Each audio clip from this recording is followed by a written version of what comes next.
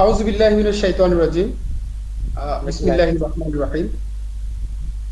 শাহনশাহ হযরত সৈয়দ জিয়াউল হক মাইজভান্ডারী কাদ্দাসাল্লাহুল বারী trust নিয়ন্ত্রণাধীন গবেষণা এবং প্রকাশনা উইং মাইজভান্ডারী একাডেমির আজকের বিশেষ ওয়েবিনারে যারা আমাদের সাথে যুক্ত আছেন, ফেসবুকে যারা আমাদেরকে লাইভে দেখছেন, পরবর্তীতে যারা আমাদেরকে দেখবেন, সকলের প্রতি আমি সালাম পেশ করছি। আসসালামু আলাইকুম ওয়া রাহমাতুল্লাহ। মাইজভান্ডারী একাডেমি ইসলামের ইতিহাস, ঐতিহ্য এবং ইসলামী ইতিহাসের সাথে সংশ্লিষ্ট বিভিন্ন দিবস উদযাপন করে থাকে ওয়েবিনারের মাধ্যমে এবং বিভিন্ন সেমিনারের মাধ্যমে। এরই ধারাবাহিকতায় আজকে মহান 18ই জিলহজ আহ, এই দিবসে ইসলামের ইতিহাসের দুটো গুরুত্বপূর্ণ আহ, ঘটনা সংঘটিত হয়েছে।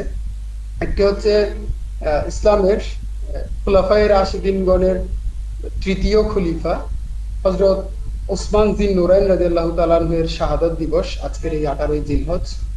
আরেকটি হচ্ছে আহ, গাদিরে খুম, ঐতিহাসিক গাদিরে খুম দিবস।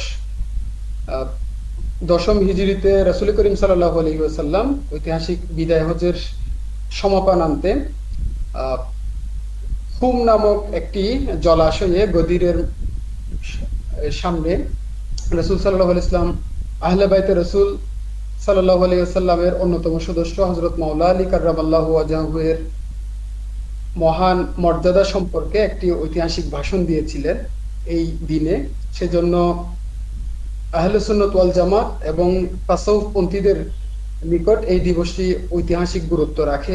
এই দুটো ঐতিহাসিক ঘটনাকে কেন্দ্র করে মাইজভান্ডারী একাডেমি আজকের বিশেষ ওয়েবিনার আয়োজন করেছে।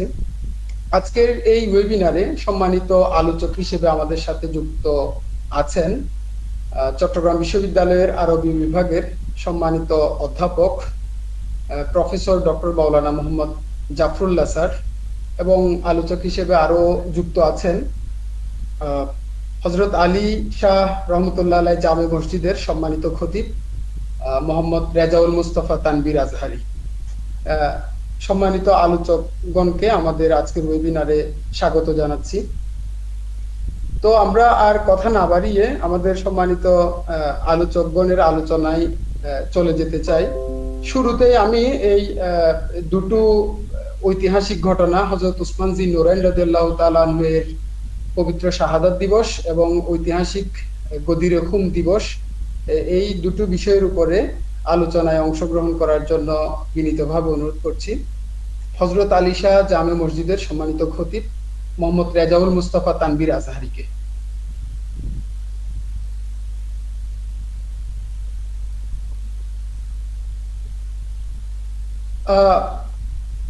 সম্মানিত আলোচক, আপনার মাইক্রোফোনটি মিউটে আছে। জি, শুকরিয়া। আসসালামু আলাইকুম ওয়া রাহমাতুল্লাহি ওয়া বারাকাতুহু। আলহামদুলিল্লাহ ওয়া সলাতু ওয়া সালামু আলা রাসূলিল্লাহ ওয়া আলা আলিহি ওয়া আসহাবিহি ওয়া মান ওয়ালা। দূরের এবং কাছের যারা আমাকে দেখছেন, শুনছেন, সবাইকে আমি আমার পক্ষ থেকে আন্তরিক সালাম এবং মোবারকবাদ জানাই। ধন্যবাদ জানাই শাহনশাহ হযরত সৈয়দ জিয়াউল হক মেজবান্ডারী ট্রাস্টকে। তারা আজকের এই মহান দুটো দিবসকে কেন্দ্র করে আজকে যে ওয়েবিনারের যারা আয়োজন করেছে, আমি জিয়াউল হক মাইজভান্ডারী ট্রাস্টকে ধন্যবাদ জানিয়ে আমি আমার বক্তব্য শুরু করছি। প্রথমে আমি হযরত উসমান রাদিয়াল্লাহু তাআলা আনহু প্রসঙ্গে কথা বলবো। আজকে যেহেতু উসমান রাদিয়াল্লাহু তাআলা আনহু শাহাদাত বার্ষিকী, হযরত উসমান রাদিয়াল্লাহু তাআলা আনহু উনি জলিলুল কদর যারা সাহাবী ছিলেন তাদের মধ্যে একজন। হযরত উসমান রাদিয়াল্লাহু তাআলা আনহু যেই সাহাবাগণ, যেই সোনার মানুষগুলো পৃথিবীতে থাকা অবস্থায় জান্নাতের সুসংবাদ প্রাপ্ত হয়েছেন, সেই 10 জন মহান সাহাবীর মধ্যে একজন সাহাবী হলেন হযরত উসমান রাদিয়াল্লাহু তাআলা আনহু। হযরত উসমান রাদিয়াল্লাহু তাআলা আনহু এমন একজন ব্যক্তিত্ব ছিলেন যিনি কিনা ইসলাম গ্রহণের পর তার চরিত্র, তার বায়োগ্রাফি আমরা যেভাবে পেয়েছি, তাকে যেভাবে পেয়েছি, ইসলাম গ্রহণের আগেও তার ব্যক্তিত্ব ঠিক অনুরূপ ছিল। আমরা যদি হযরত উসমান রাদিয়াল্লাহু তাআলা আনহুর জীবনের দিকে তাকাই, তিনি বনু উমাইয়া বংশে জন্মগ্রহণ করেন, মক্কার বনু উমাইয়া বংশে জন্মগ্রহণ করেন, যেটি হযরত আমাদের প্রিয় নবী হযরত মুহাম্মদ রাসূলুল্লাহ সাল্লাল্লাহু আলাইহি ওয়াসাল্লামের ঊর্ধ্বতন বংশোত্তরের সাথে ওনার বংশটা মিলে যায়। হযরত উসমান রাদিয়াল্লাহু তাআলা আনহুর পুরো নাম ছিল হযরত উসমান বিন আফফান বিন আকিল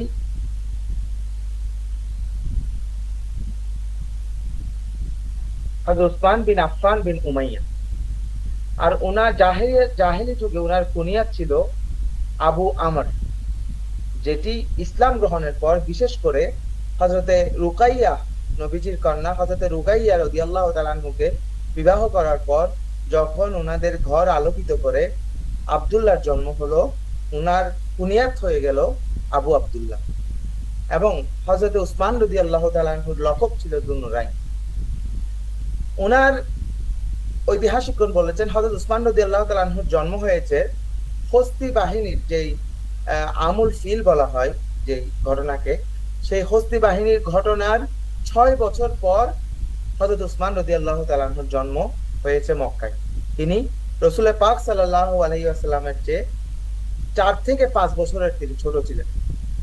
এবং হযরত উসমান রাদিয়াল্লাহু তাআলা আনহুর আকৃতি কেমন ছিল এই বর্ণনায় ঐতিহাসিকগণ বলছেন যে তিনি খুব পেটেও ছিলেন না, খুব আবার লম্বাও ছিলেন না, একদম পাতলা মাঝারি গড়নের একজন ব্যক্তিত্ব ছিলেন।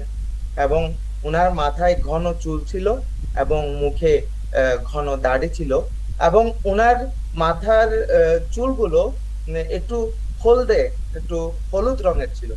এরূপ বর্ণনা আমরা হযরত উসমান রাদিয়াল্লাহু তাআলা আনহুর যে জীবনীগুলো বিখ্যাত ঐতিহাসিকগণ লিখেছেন, তাদের বক্তব্য থেকে, তাদের লেখনী থেকে আমরা এভাবেই হযরত উসমান রাদিয়াল্লাহু তাআলা আনহুর সম্পর্কে আমরা এইভাবে বর্ণনা পাই। জাহেলি মানে আমরা অনেককে দেখেছি, অনেক সাহাবায়ে কেরাম ছিল যারা জাহেলি যুগে তারা আরবের তৎকালীন যে আরবের যে কালচার, সেই কালচারের সাথে তারা তারা জড়িত ছিল, তারা অভ্যস্ত, সেই কালচারে অভ্যস্ত ছিল। অনেক সাহাবায়ে কেরাম ইসলাম গ্রহণের পর রাসূল পাক সাল্লাল্লাহু আলাইহি ওয়াসাল্লামের সোহবতে এসে তারা সোনার মানুষ হিসেবে পরিণত হন, এবং এক একজন নক্ষত্র, এক একজনকে রাসূল পাক সাল্লাল্লাহু আলাইহি ওয়াসাল্লাম হাদিসে মুবারাকায় নক্ষত্রের সাথে তুলনা করেছেন। তবে কিছু মানুষ, কিছু সাহাবা এমন ছিল যাদের চরিত্র, যাদের ক্যারেক্টার জাহেলি যুগে যেমন ছিল, ইসলাম গ্রহণের পরেও তেমন। ইসলাম গ্রহণের পর তাদেরকে আমরা যেভাবে পেয়েছি, তারা ইসলাম গ্রহণের পূর্বেও তারা তেমন ছিল। অনেক সাহাবী রয়েছে যারা কখনো মদ স্পর্শ করেনি, অনেক সাহাবী রয়েছে যারা কখনো আপনার মূর্তি পূজা করেনি, অনেক সাহাবী রয়েছে যারা কখনো কখনো কাউকে গালি দেয়নি, কাউকে কটু কথা বলেনি, কোনো দাসকে তারা কাজের বোঝা চাপিয়ে দেয়নি। এরকম যাদের কথা আমরা শুনি, যে সাহাবীদের কথা শুনি, তন্মধ্যে একজন হচ্ছেন হযরত উসমান রাদিয়াল্লাহু তাআলা। এবং সবচেয়ে বড় কথা হচ্ছে যে জাহেলি যুগ, মানে মদ পান করা মানুষের জন্য এটা একটা কমন জিনিস ছিল, কিন্তু সেই মদটাও হযরত উসমান রাদিয়াল্লাহু তাআলা কখনো ছুঁয়েও দেখেনি, আমরা এরকম বর্ণনা পাই। এবং তিনি ব্যক্তিগতভাবে একজন লাজুক স্বভাবের মানুষ ছিলেন। তা আর হযরত উসমান রাদিয়াল্লাহু তাআলা আনহুর বংশ সম্পর্কে যদি আমরা একটু আলোচনা করি, তাহলে দেখতে পাই আরবের মধ্যে তিনি সবচেয়ে ধনী যে গোত্র ছিল বনু উমাইয়া, এই গোত্রটি আরবে নয়, বিশেষ করে মক্কা শুধু নয়, বরং গোটা আরব অঞ্চলের সবচেয়ে ধনী একটি গোত্র ছিল বনু উমাইয়া। সেই ধনী গোত্রের সবচেয়ে ধনী মানুষটা ছিল, ওনার নাম ছিল আফফান। বনু উমাইয়ার সবচেয়ে ধনী মানুষটার নাম ছিল আফফান। তিনি হযরত উসমান রাদিয়াল্লাহু তাআলা আনহুর পিতা। এবং তৎকালীন জাহেলি যুগে একটা নিয়ম ছিল যে বাবার মৃত্যুর পর মেয়েরা কোনো সম্পদ পাবে না। মেয়েরা কখনো কোনো সম্পদ পাওয়ার যে ট্রেডিশন, সেটা ইসলামের আগে ছিল না, বরং ইসলাম এসে নারীকে তার হক যথাযথভাবে দিয়েছে। নারীদেরকে জাহেলি যুগে কোনো রকম সম্মান করা হতো না, কোনো রকম সম্পদের অংশীদার করা হতো না। তো সেই নিয়ম অনুযায়ী হযরত উসমান রাদিয়াল্লাহু তাআলা আনহু খুব অল্প বয়সে তার পিতা মৃত্যুবরণ করে, এবং পিতার মৃত্যুর পর পিতার সমস্ত সম্পদ, ব্যবসা বলেন, সম্পদ বলেন, সব কিছুর মালিক হযরত উসমান রাদিয়াল্লাহু তাআলা আনহু হয়ে যান। এবং খুব অল্প বয়সেই তিনি আরবের বিখ্যাত একজন ব্যবসায়ীতে রূপান্তরিত হন, এবং ওনার ব্যবসা মক্কা নয়, শুধু মক্কা, মদিনা, সিরিয়া, তৎকালীন তুরস্ক, চীন, মানে গোটা বিশ্ব জুড়ে ওসমান রাদিয়াল্লাহু তাআলা আনহুর কাপড়ের ব্যবসা ছিল। এবং তিনি এক পর্যায়ে গোটা আরবে একজন একজন আইডল, মানে তরুণ সমাজের একজন আইডল হয়ে ওঠেন। যেমন এখনকার যুগে যদি কোনো ইয়াং 30 থেকে 35 বছরের কোনো তরুণ যদি ভালো ব্যবসায়ী হয়ে ওঠে, ভালো ভালো আপনার হতে পারে না, আমাদের তরুণ সমাজ তাকে ফলো করার চেষ্টা করে, তাকে আইডল হিসেবে নেওয়ার চেষ্টা করে, তার কথা শুনে সে কিভাবে সফল হলো, ঠিক সেম হযরত উসমান রাদিয়াল্লাহু তাআলা আনহু খুব অল্প বয়সে বাবার ব্যবসাকে তিনি এত বেশি সম্প্রসারণ করেছেন যে গোটা আরব বিশ্বে তিনি তরুণদের একটি রোল মডেল হয়ে যান। তো তৎকালীন সেই সেই সেই সময় হযরত আবু বকর রাদিয়াল্লাহু তাআলা আনহু ছিল ওনার সমসাময়িক একজন ব্যবসায়ী। তো ব্যবসায়ী হিসেবে হযরত আবু বকর রাদিয়াল্লাহু তাআলা আনহুর সাথে হযরত উসমান রাদিয়াল্লাহু তাআলা আনহুর একটি গভীর ব্যবসায়িক সম্পর্কের সাথে সাথে একটি বন্ধুত্বপূর্ণ সম্পর্ক হযরত আবু বকর রাদিয়াল্লাহু তাআলা আনহুর সাথে গড়ে ওঠে।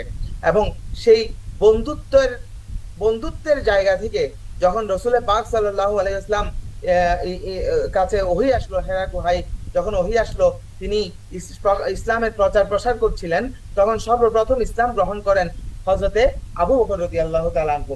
এবং হযরত আবু বকর রাদিয়াল্লাহু তাআলা আনহু ইসলাম গ্রহণ করার পরপরই যাকে ইসলাম গ্রহণ করার জন্য দাওয়াত দেন, প্রপোজাল দেন, তিনি হচ্ছেন তার ব্যবসায়িক বন্ধু এবং বাস্তব জীবনেও বন্ধু হযরতে উসমান রাদিয়াল্লাহু তাআলা আনহু। এবং হযরত উসমান রাদিয়াল্লাহু তাআলা আনহু ওকে যখন হযরত আবু বকর রাদিয়াল্লাহু তাআলা আনহু ইসলামের দাওয়াত দিলেন, তিনি কি আশ্চর্য, তিনি কোন ধরনের চিন্তা না করে সাথে সাথে কালেমা তাইয়্যিবা লা ইলাহা ইল্লাল্লাহু মুহাম্মাদুর রাসূলুল্লাহ বলে ইসলাম গ্রহণ করে নিলেন। এবং ইসলাম গ্রহণ করার পর যখন হযরত উসমান রাদিয়াল্লাহু তাআলা আনহু এর মতো একজন ব্যবসায়ী যখন ইসলাম গ্রহণ করে ফেললেন, তখন বনু উমাইয়া অর্থাৎ উনার গোত্রের যেই লোকেরা ছিল ওরা একটু ওনারা একটু শকড হয়ে গেলেন।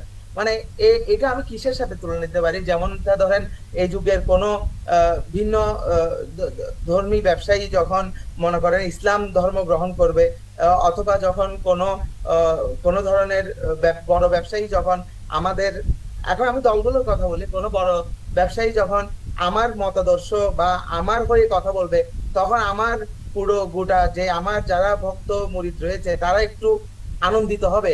এবং উনি যে আগের যে কালচারের উপর ছিল, আগে যাদের সাথে উঠা বসা যাদের সাথে ছিল, ওর একটু শক হবে, স্বাভাবিক। ঠিক একই ভাবে হযরত উসমান রাদিয়াল্লাহু তাআলা আনহুর পরিবার বলেন, হযরত উসমান রাদিয়াল্লাহু তাআলা আনহুর গোত্র বলেন, একটু শক হলো, কারণ এত বড় একজন ব্যবসায়ী তাদের ধর্ম ছেড়ে দেওয়া, পিতৃপুরুষের ধর্ম ছেড়ে দেওয়া তাদের জন্য এটা মেনে নেওয়াটা সহজ ছিল না। এবং হযরত উসমান রাদিয়াল্লাহু তাআলা আনহুর ইসলাম গ্রহণের পর মুসলমানদের কনফিডেন্স লেভেলটা বহু গুণে বেড়ে গেল। মুসলমানদের মধ্যে একটা আত্মবিশ্বাসের জন্ম নিল যে মুসলমানরা এখন যদি মুসলমানরা কোনো নির্যাতনের শিকার হয়, অথবা মুসলমানরা যদি কোনো অর্থনৈতিক ক্রাইসিসের মধ্যে পড়ে, তাহলে হযরত উসমান রাদিয়াল্লাহু তাআলা আনহু সেখানে একজন ঢাল হয়ে দাঁড়াবেন, আর মুসলমানদেরকে অর্থনৈতিক ক্রাইসিসে তিনি পড়তে দিবেন না। এরকম একটা বিশ্বাস, কনফিডেন্স মুসলমানদের অন্তরে জন্মালো। এবং তাদের দাওয়াতি যে স্পিরিট, সেটা উসমান রাদিয়াল্লাহু তাআলা আনহুর ইসলাম গ্রহণের পর বহু অংশে সেটা বেড়ে গেল। এবং যখন হযরত উসমান রাদিয়াল্লাহু তাআলা ইসলাম গ্রহণ করলেন, তৎকালীন ঠিক কিছুদিন পরেই হযরতে রাসূল পাক সাল্লাল্লাহু আলাইহি ওয়াসাল্লামের দুই কন্যার সাথে আবু লাহাবের দুই ছেলের বিবাহ ফিক্সড হয়েছিল। এখন কিন্তু বিবাহ সম্পন্ন হয়েছে ঠিক, কিন্তু তাদের আবু লাহাবের ঘরে সেই দুই কন্যাকে তুলে দেওয়ার আগেই আল্লাহ পাক জাল্লা শানহু সূরা লাহাব নাযিল করলেন। এটার সূরা লাহাব নাযিলের পেছনে আমি আরেকটু কথা বলি, যে আরবের রাসূল পাক সাল্লাল্লাহু আলাইহি ওয়াসাল্লাম ইসলাম গ্রহণ বা ইসলাম প্রচার করার পর আরবের গোত্ররা মনে করতো এটা এটা এটা রসুল পাক সাল্লাল্লাহু আলাইহি ওয়াসাল্লাম শুধু তার গোত্রের একটা ধর্ম, মানে তার গোত্রের একটা ধর্ম, এটা উনার মধ্যে সীমাবদ্ধ, উনি কিছুদিন মানে এটা প্রচার প্রসার করছেন, কিছুদিন পর উনি স্টপ হয়ে যাবেন, এটা উনার গোত্রের মধ্যে কি থাকবে, সীমাবদ্ধ থাকবে। কিন্তু যখন সূরা লাহাব নাযিল হলো, যখন রসুল পাক আবু লাহাব সম্পর্কে রসুল পাক সাল্লাল্লাহু আলাইহি ওয়াসাল্লামের চাচা ছিলেন, যখন স্বয়ং কোরআনে আবু লাহাবকে ধিক্কার জানিয়ে যখন যখন সূরা নাযিল হলো, তখন আরবের গোটা আরব সমাজে এই মেসেজটা ছড়িয়ে পড়লো যে ইসলাম কোন রসুল পাক সাল্লাল্লাহু আলাইহি ওয়াসাল্লাম এই যে ধর্মের পথে মানুষকে ডাকছেন, ইসলামের পথে মানুষকে ডাকছেন, সেটা কোনো পরিবারতান্ত্রিক বা গোত্রতান্ত্রিক কোনো ধর্ম নয়, বরং ইসলাম এসেছে পুরো বিশ্ববাসীর জন্য। যখন সেই তাব্বাত ইয়াদা আবি লাহাব, সেই সূরা লাহাব নাযিল হওয়ার পর আবু লাহাব এবং তার স্ত্রী যখন রাগে ক্রোধে যখন তারা খুব একদম রাগান্বিত হয়ে এবং তাদের দুই পুত্রকে নির্দেশ দেয়, তোমরা এখনই, তোমরা ঘরে তুলে নেওয়ার আগেই তোমরা হযরত মুহাম্মদ সাল্লাল্লাহু আলাইহি ওয়াসাল্লামের দুই কন্যাকে তালাক দিবে। তারা সাথে সাথে বাবা মায়ের নির্দেশ মেনে দুই কন্যাকে তালাক দেওয়ার পর রসুল পাক সাল্লাল্লাহু আলাইহি ওয়াসাল্লাম একজন পিতার জায়গা থেকে, তিনি যদিও রসুল ছিলেন, কিন্তু তিনি সাথে সাথে তো একজন পিতাও, একজন পিতার জায়গা থেকে রসুল পাক সাল্লাল্লাহু আলাইহি ওয়াসাল্লাম একটু মর্মাহত হলেন, একটু দুঃখ পেলেন। তার কন্যার বিবাহ ঠিক হয়েছিল, কিন্তু সে স্বামীর ঘরে যাইতে পারে নাই, সে যাওয়ার আগেই তার তালাক হয়ে গেছে। তখন সে রসুল পাক সাল্লাল্লাহু আলাইহি ওয়াসাল্লামের দুঃখ ভরাক্রান্ত অন্তর এবং চেহারা দেখে হযরত উসমান রাদিয়াল্লাহু তাআলা আনহুর সাথে সাথে রসুল পাক সাল্লাল্লাহু আলাইহি ওয়াসাল্লামের বড় কন্যা রুকাইয়া রাদিয়াল্লাহু তাআলা আনহাকে বিয়ে করার জন্য হযরত রসুল পাক সাল্লাল্লাহু আলাইহি ওয়াসাল্লামকে প্রস্তাব দিলেন, এবং রসুল পাক সাল্লাল্লাহু আলাইহি ওয়াসাল্লাম রাজি হওয়ার পর রসুল পাক উসমানের সাথে হযরত রুকাইয়া রাদিয়াল্লাহু তাআলা আনহুর বিবাহ সম্পন্ন হলো। এবং এবং মক্কায় অর্থাৎ হিজরতের আগে মক্কায় অনেক সাহাবী নির্যাতিত হয়েছেন ইসলাম গ্রহণের কারণে। তাদেরকে ফিনান্সিয়াল সাপোর্ট দেওয়া সহ এই মুসলমানদের জন্য অর্থনৈতিকভাবে হযরত উসমান রাদিয়াল্লাহু তাআলা আনহু অনেক বেশি বেশি একজন একজন সাপোর্টার হিসেবে তিনি সব সময় দাঁড়িয়ে যেতেন। এবং হিজরতের পরও আমরা যখন মুসলমানরা পানির সংকটে ভুগছিল, তখন বীরে রুমা নামে একটি কূপ ছিল। আমরা দেখি যে রসুল পাক সাল্লাল্লাহু আলাইহি ওয়াসাল্লাম ইরশাদ করছেন যে এই বীরে রুমা নামক কূপটি এই যে ক্রয় করে মুসলমানদের জন্য মুক্ত করে দিতে পারবে, যে আমার সাথে জান্নাতে থাকবে। তখন এই ঘোষণা শোনার পরে হযরত উসমান রাদিয়াল্লাহু তাআলা আনহু সেই কূপটি কিনে মুসলমানদের জন্য উন্মুক্ত করে দিল। সেই কূপটি কেনার পেছনে একটা চমৎকার একটা ঘটনা আছে, যে সেই কূপটির মালিক ছিল একজন ইহুদি। তাকে যখন ওসমান রাদিয়াল্লাহু তাআলা আনহু বললেন, এই কূপটি তুমি আমার কাছে বিক্রি করে দাও, আমি 30,000 তৎকালীন যুগের 30,000 রিয়াল, অর্থাৎ তৎকালীন যুগের যে কারেন্সি ছিল, সেই কারেন্সি সেটা তাকে প্রপোজ করেছিল। আমি এক জায়গায় লিখেছিলামও যে বর্তমান কারেন্সিতে সেটা কত টাকা হয়। তো তারপরও সে সেটা গ্রহণ করার জন্য রাজি হয়নি। কিন্তু পরবর্তীতে সে যখন টাকার অ্যামাউন্ট শুনলো, টাকার অ্যামাউন্ট শোনার পর সে এই প্রস্তাবে রাজি হলো যে একদিন সে মালিক থাকবে, আরেকদিন এই কূপের মালিক হবে হযরত উসমান রাদিয়াল্লাহু তাআলা আনহু। হযরত উসমান রাজি হয়ে গেলেন। এক সপ্তাহে একদিনের জন্য, অর্থাৎ একদিন পর পর পানি ব্যবহার করার জন্য উসমান রাদিয়াল্লাহু তাআলা আনহু ওই কূপ কিনে মুসলমানদের জন্য উন্মুক্ত করে দিলেন। যখন ওই ইহুদি দেখলো যে ওই যেদিন উসমান রাদিয়াল্লাহু তাআলা আনহুর দিন আসে সেদিন সবাই পানি নিয়ে যায়, কিন্তু যেদিন তার দিন আসে সেদিন আর কেউ পানি নিতে আসে না, সে কারণে এক পর্যায়ে পুরো কূপটি সে হযরত উসমান রাদিয়াল্লাহু তাআলা আনহুর কাছে বিক্রি করে দিল। এবং হযরত উসমান রাদিয়াল্লাহু তাআলা আনহু যখন আপনার হযরত রুকাইয়া রাদিয়াল্লাহু তাআলা আনহা যখন ইন্তেকাল করলেন বদরের যুদ্ধে যখন হযরত মুহাম্মদ রাসূলুল্লাহ সাল্লাল্লাহু আলাইহি ওয়াসাল্লামের নেতৃত্বে যখন মুসলমানরা বদর যুদ্ধ করার জন্য রওনা দিল, তখন উসমান রাদিয়াল্লাহু তাআলা আনহু বদর যুদ্ধে অংশগ্রহণ করতে পারেন নাই, কারণ তার স্ত্রী অসুস্থ ছিল। এবং রাসূল পাক সাল্লাল্লাহু আলাইহি ওয়াসাল্লাম বললেন, উনার নির্দেশ দিলেন তিনি যেন তার স্ত্রীর পাশে থাকে, যুদ্ধতে না গিয়ে, জিহাদে না গিয়ে তিনি যেন তার স্ত্রীর পাশে থাকে। তখন রাসূল পাক সাল্লাল্লাহু আলাইহি ওয়াসাল্লাম যুদ্ধ থেকে ফেরত এসে দেখলেন তার কন্যা হযরত উসমান রাদিয়াল্লাহু তাআলা আনহুর স্ত্রী হযরত রুকাইয়া রাদিয়াল্লাহু তাআলা আনহা আর বেঁচে নেই। তখন তখন তাকে দাফন কাফন করার পর কিছুদিন যখন হযরত উসমান রাদিয়াল্লাহু তাআলা আনহু দুঃখ ভরাক্রান্ত হৃদয়ে মসজিদে নববীর যে পিলারে চৌকাঠে হেলান দিয়ে একটি দুঃখ ভরাক্রান্ত হৃদয়ে যখন হযরত উসমান রাদিয়াল্লাহু তাআলা আনহুকে মানুষরা সাহাবায়ে কেরামরা বসে থাকতে দেখলেন, তখন তখন তারা এসে হযরত উসমান রাদিয়াল্লাহু তাআলা আনহুকে জিজ্ঞেস করলেন, হে উসমান, তোমার হৃদয় দুঃখ, তোমার চেহারা মলিন কেন, তোমার হৃদয় দুঃখ ভরাক্রান্ত কেন? তিনি জবাব দিলেন, আমি আমি আমার স্ত্রী ইন্তেকাল করেছে, এই জন্য আমার দুঃখ আছে ঠিক, তবে আমি আরো বেশি দুঃখ পাচ্ছি এই এই কথা ভেবে যে আমার স্ত্রীর ইন্তেকালের সাথে সাথে রাসূলের পাক সাল্লাল্লাহু আলাইহি ওয়াসাল্লামের সাথে আত্মীয়তার সম্পর্ক আমার কি হয়ে গেছে, কেটে গেছে। এই মেসেজ, এই নিউজ যখন, এই কথাটা যখন হযরতে রাসূলের পাক সাল্লাল্লাহু আলাইহি ওয়াসাল্লামের কানে পৌঁছে গেল, রাসূলের পাক সাল্লাল্লাহু আলাইহি ওয়াসাল্লাম তার আরেকজন কন্যাকে হযরত উসমান রাদিয়াল্লাহু তাআলা আনহুর সাথে বিবাহ দিলেন। আমরা সম্মানিত আলোচক, আমরা হযরত উসমান জিন নুরাইন রাদিয়াল্লাহু তাআলা আনহুর যে বর্ণাঢ্য জীবন, সেখান থেকে আমরা এই সময়ে এসে যে শিক্ষাগুলো কি কি শিক্ষাগুলো আমরা গ্রহণ করতে পারি সে সম্পর্কে একটু বলে, এরপরে আমরা একটু আপনার কাছ থেকে ঐতিহাসিক গাদির খুম সম্পর্কে একটু শুনতে চাই। আচ্ছা, হযরত উসমান রাদিয়াল্লাহু তাআলা আনহু সম্পর্কে আমরা যদি একটু উসমান রাদিয়াল্লাহু তাআলা আনহু থেকে যদি আমরা শিক্ষা নিতে চাই, তাহলে আমরা শিক্ষা নিতে পারি যে হযরত উসমান রাদিয়াল্লাহু তাআলা আনহু প্রতিকূল অবস্থায়ও তিনি ইসলামের জন্য অকাতরে নিজের ধন সম্পদ সবকিছু বিলীন করে গেছেন। এখান থেকে আমরা বড় ধরনের একটা শিক্ষা আমরা নিতে পারি। এবং হযরত উসমান রাদিয়াল্লাহু তাআলা আনহু খেলাফতের সময় খলিফা হিসেবে, একজন মানুষ হিসেবে অনেক নম্র মানুষ ছিলেন, একজন লজ্জাশীল মানুষ ছিলেন। ওনার লজ্জাশীলতা এবং নম্রতা থেকেও আমরা শিক্ষা নিতে পারি। একজন শাসক হিসেবেও কিভাবে প্রজাদের প্রতি, কিভাবে জনগণের প্রতি নম্র এবং তাদের সাথে, তাদের নিকটে যাওয়া যায়। একজন লিডারের জায়গা থেকে, নেতার জায়গা থেকে আমরা এই জিনিসগুলো উসমান রাদিয়াল্লাহু তাআলা আনহু থেকে শিখতে পারি। আরেকটা বিষয় যে উসমান রাদিয়াল্লাহু তাআলা আনহুর খেলাফতের সময় তিনি যেভাবে তিনি 12 বছর তিনি খেলাফত পরিচালনা করেছেন, তার মধ্যে 6 বছর কিন্তু কোনো সমস্যা হয় নাই। 6 বছর একেবারে স্মুথ ভাবে, একেবারে কোনো ধরনের ঝামেলা ছাড়াই উনি খেলাফত সেটা পরিচালিত হয়েছিল।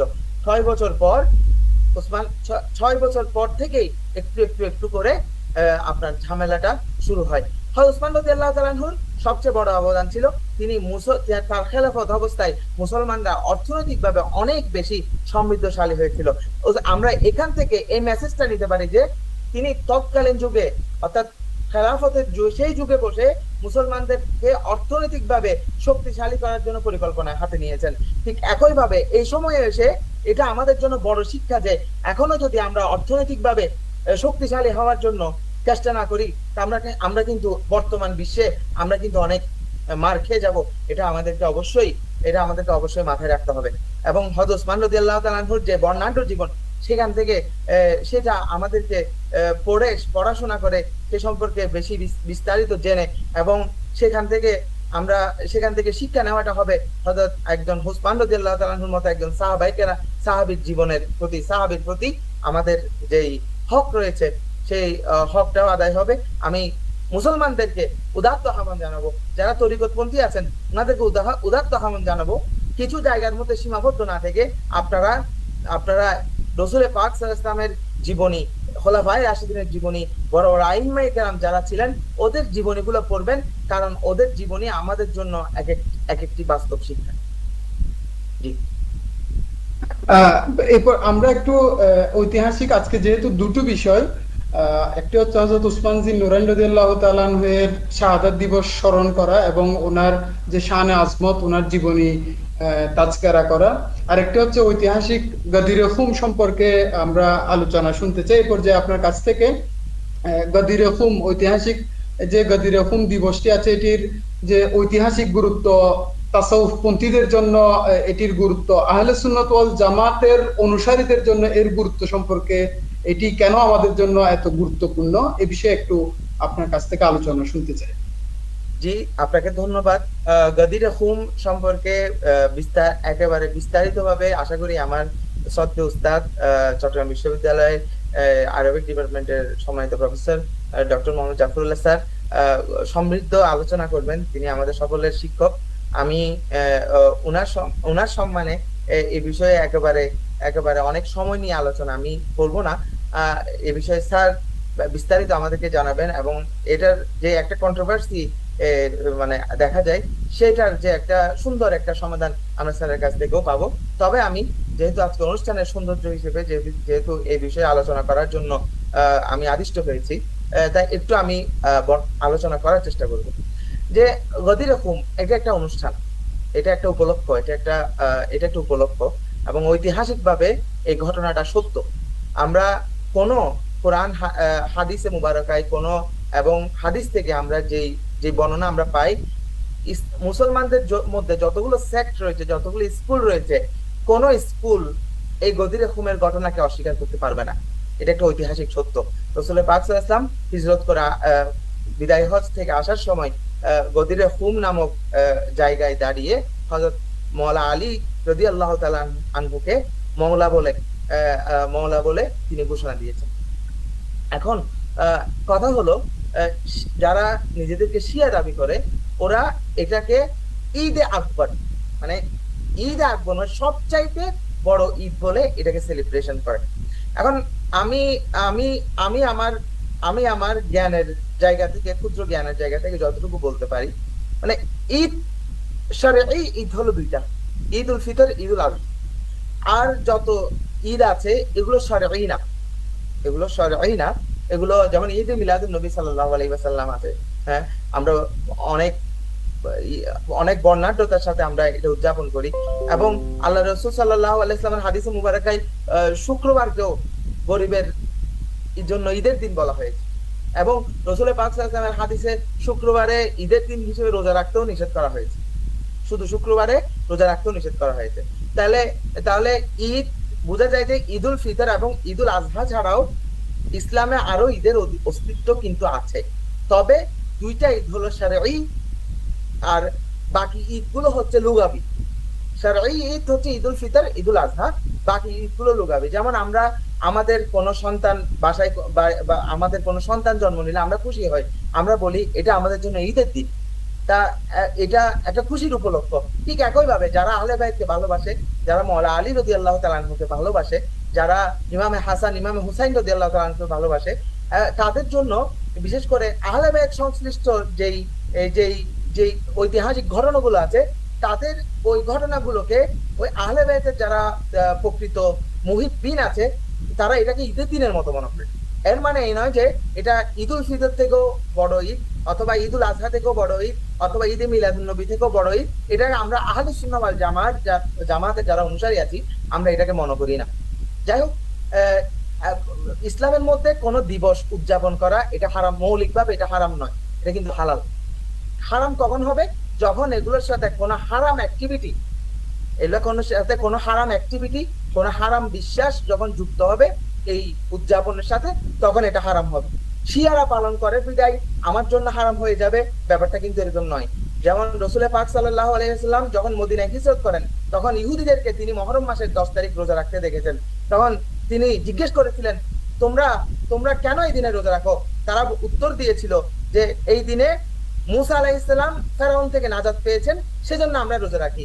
তো রাসূল পাক সাল্লাল্লাহু আলাইহি ওয়াসাল্লাম তখন উত্তর দিলেন, মূসার জন্য তো আমরা আরো বেশি হকদার, তোমরা যদি একটা রোজা রাখো তাহলে আমরা দুইটা রোজা রাখবো, এই উপলক্ষে আমরা দুইটা রোজা রাখবো। দেখেন, হযরত আল্লাহ রাসূল সাল্লাল্লাহু আলাইহি ওয়াসাল্লাম ইহুদিদের একটা সেলিব্রেশনকে, একটা উদযাপনকে ইসলামের মধ্যে কিন্তু নিয়ে আসছেন, কারণ এটা ইসলামের সাথে কন্ট্রাডিক্টরি নয়।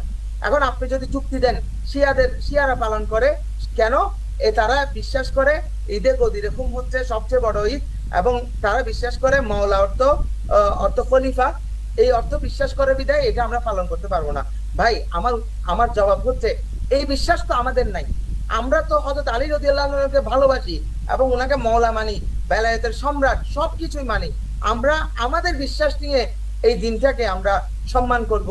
এই দিনে হযরত আলী রাদিয়াল্লাহু তাআলা আনহুকে যেভাবে বিশেষভাবে মাওলা বলে স্বীকৃতি দিয়েছেন রাসূল পাক সাল্লাল্লাহু আলাইহি ওয়াসাল্লাম, আমরা ওনাকে বিশেষভাবে একটু স্মরণ করব। এটা সমস্যা কোথায়? আমি এর উত্তর আমি আজও খুঁজে পাইনি। তো বিস্তারিত আমি এখানে শেষ করছি। আমি বিস্তারিত আমার স্যার ডক্টর জাফরুল্লাহ স্যারকে এই বিষয়ে আমরা ওনার কাছ থেকে সমৃদ্ধ আলোচনা শুনতে পাবো বলে অপেক্ষায় রইলাম। আমি ধন্যবাদ জানাচ্ছি কর্তৃপক্ষকে আজকের মতো একটি অনুষ্ঠানে আমাকে সুযোগ করে দেওয়ার জন্য। আমি সবাইকে, যারা আমাকে এতক্ষণ পর্যন্ত দেখেছেন, সকলের প্রতি আন্তরিক কৃতজ্ঞতা জানিয়ে আমি শেষ করছি। আসসালামু আলাইকুম ওয়া রাহমাতুল্লাহি ওয়া বারাকাতুহু। অশেষ শুকরিয়া হযরত আলী শাহ রহমতুল্লাহ আলাইহি জামে মসজিদের সম্মানিত খতিব মোহাম্মদ রেজাউল মুস্তাফা তানভীর আজহারী, আপনার প্রতি আপনার যে দীর্ঘ আলোচনা এবং গুরুত্বপূর্ণ আলোচনা, দুটো বিষয়ের উপরে যে আলোচনা করেছেন, সেজন্য আপনার প্রতি মাইজভান্ডারি একাডেমির পক্ষ থেকে কৃতজ্ঞতা প্রকাশ করছি। এ পর্যায়ে আমাদের সাথে ইতিমধ্যে যুক্ত হয়েছেন আমাদের আজকের ওয়েবিনারের সম্মানিত মুখ্য আলোচক, চট্টগ্রাম বিশ্ববিদ্যালয়ের আরবি বিভাগের সম্মানিত অধ্যাপক প্রফেসর ডক্টর মাওলানা মোহাম্মদ জাফরুল্লাহ স্যার। তো আমি স্যারকে আজকের দুটো বিষয়, হযরত উসমান জিন নুরাইন রাদিয়াল্লাহু তাআলা আনহুর পবিত্র শাহাদাত দিবস এবং ঐতিহাসিক গদিরে খুম দিবস, এই দুটো বিষয়ের উপরে আলোচনায় অংশগ্রহণ করার জন্য বিনীতভাবে অনুরোধ করছি। স্যার, আপনার মাইক্রোফোনটা মিউট। জি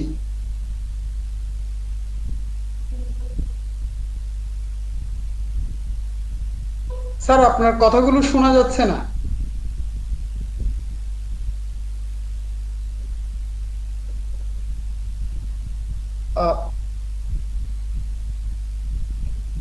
আপনার সাউন্ডে কোনো সমস্যা হচ্ছে মনে হয় স্যার।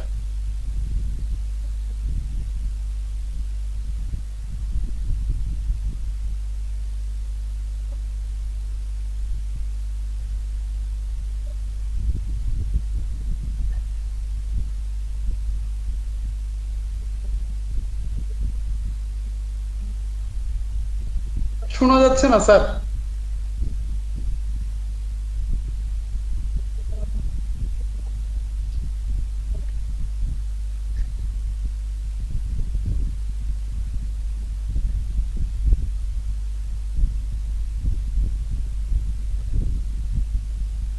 স্যার, আপনি কি ইয়ার থেকে আমাদের গুগল মিট থেকে লেফট নিয়ে আবার একটু জয়েন করবেন?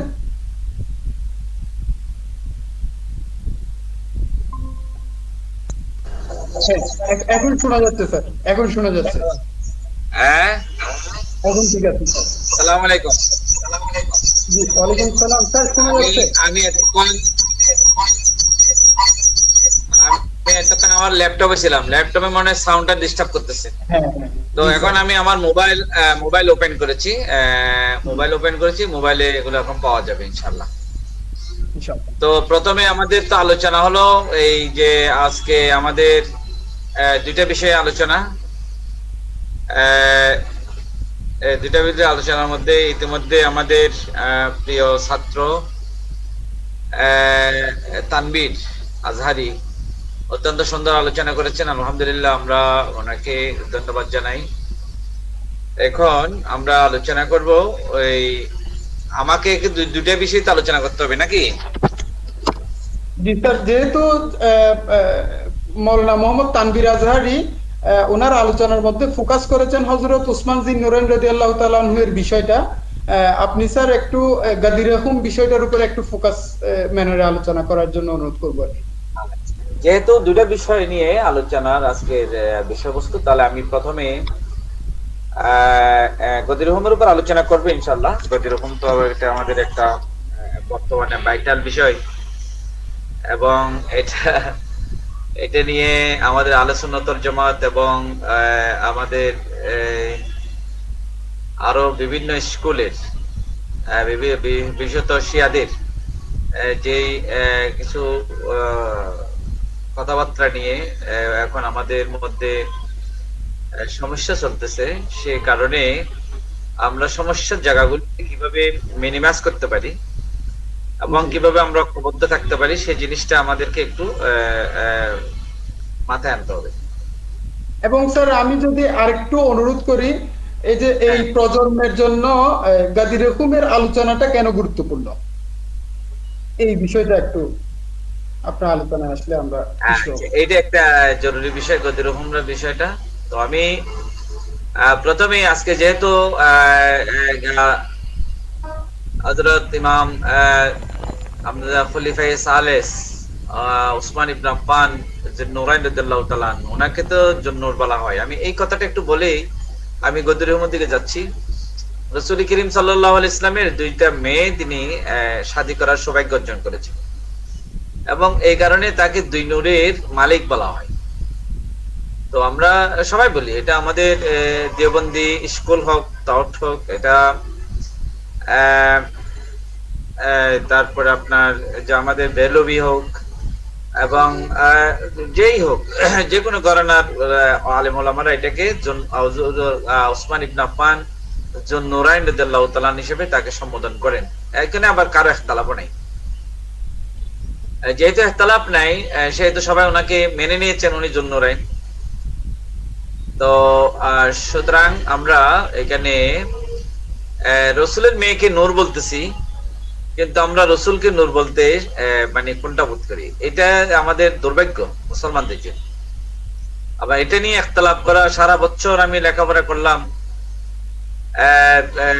আমার জ্ঞান গরিমা দিয়ে আমি অনেক কিছু শিখলাম। তো এই জ্ঞানটা আমি ব্যবহার করছি রসুলকে কিভাবে ছোট করা যায় এটা নিয়ে। আমি গত জুমায় আমার বিষয়বস্তু ছিল বিদায় হজের ভাষণে রাসূল করিম সাল্লাল্লাহু আলাইহি ইসলাম। গত জুমাটা তো ছিল আমাদের 9 জিলহজ। জি, গত জুমা ছিল আমাদের 9 জিলহজ, গত জুমার আগের জুমা, সরি মানে কুরবানের আগের জুমাটা 9 জিলহজ ছিল। তো সেদিন আমি আলোচনা করতে যাচ্ছিলাম, রাসূলুল্লাহ সাল্লাল্লাহু আলাইহি ইসলাম বলেছেন প্রথম এই বিদায় হজের ভাষণের প্রথম আর্টিকেলে রাসূল করিম সাল্লাল্লাহু আলাইহি ওয়াসাল্লাম বললেন, আমি হয়তো তোমাদের সাথে আর দেখা করব না, লাআল্লি ইন্নী লা আলকাকুম বাদা আম্মি হাযা, আমি এই বছরের পরে তোমাদের সাথে আর দেখা করব না, আমার হবে না। তার মানে রাসূল দুনিয়া থেকে চলে যাবেন তার ইঙ্গিত দিয়ে দিলেন। এই খুতবার একদম প্রথম শুরুতে এটা রাসূলুল্লাহ খুতবা পড়ার পরে নাহমাদু ওয়া নাস্তাইনুহু পড়ার পরে রাসূল করিম সাল্লাল্লাহু আলাইহি ওয়াসাল্লাম আম্মা বাদ বলে যে কথাটা শুরু করেছেন, সেখানে প্রথমে বলেছেন আমি এই সমাবেশে সম্ভবত তোমাদের সাথে, সম্ভবত মানে রাসূল এবং আল্লাহ যখন আল্লাহকুম তাশকুরুন, রাসূলুল্লাহ যখন আল্লাহ বলেন, আল্লাহ যখন আল্লাহ বলেন, এর অর্থ কিন্তু সম্ভবত হয় না, এর অর্থ হয় যে অবশ্যই। এটা কিন্তু আমাদেরকে মেনে নিতে হবে। লাআল্লাকুম তাত্তাকুন মানে কুতিবা আলাইকুমুস সিয়াম কামা কুতিবা আলাল লাযিনা মিন ক্বাবল লাআল্লাকুম তাত্তাকুন, যেন তোমরা মুত্তাকি হও। মানে এখানে সম্ভবত তোমরা মুত্তাকি হওয়ার তরজমা নাই, এখানে তরজমা হবে অবশ্যই তোমরা মুত্তাকি হবে যদি রোজা রাখো। অর্থাৎ আল্লাহ যখন আল্লাহ শব্দ ব্যবহার করেন, নবী যখন আল্লাহ শব্দ ব্যবহার করেন, তখন এখানে অবশ্যই অর্থ হবে। এই জিনিসটা আমাদেরকে আগে আমল আনতে হবে। এখন এই আমল আনার পরে আমি রাসূলুল্লাহ বলছেন যে আমি দেখা করব না তোমাদের সাথে, আর সাক্ষাৎ এখানে হবে না। তো তোমরা আমার কথা মনোযোগ দিয়ে শোনো। তারপর রাসূলুল্লাহ ইয়া আইয়ুহান নাস বলে শুরু করলেন, বললেন ইন্না দামাকুম ওয়া আমালাকুম ওয়া আরাদাকুম হারামুন আলাইকুম কাহুরমাতিকুম হাযা ওয়া ওয়ালাদিকুম হাযা। এই লম্বা রাসূলুল্লাহ এই আর্টিকেলটা বললেন যে তোমাদের রক্ত আমি হারাম করে দিলাম, তোমরা পরস্পর রক্তপাত করবে না। তোমাদের মাল হারাম করে দিলাম, একজনের মাল আরেকজন অন্যভাবে নিবে না। তোমাদের সম্মান, একজনের সম্মান আরেকজনে কি করবে না, খাটো করবে না।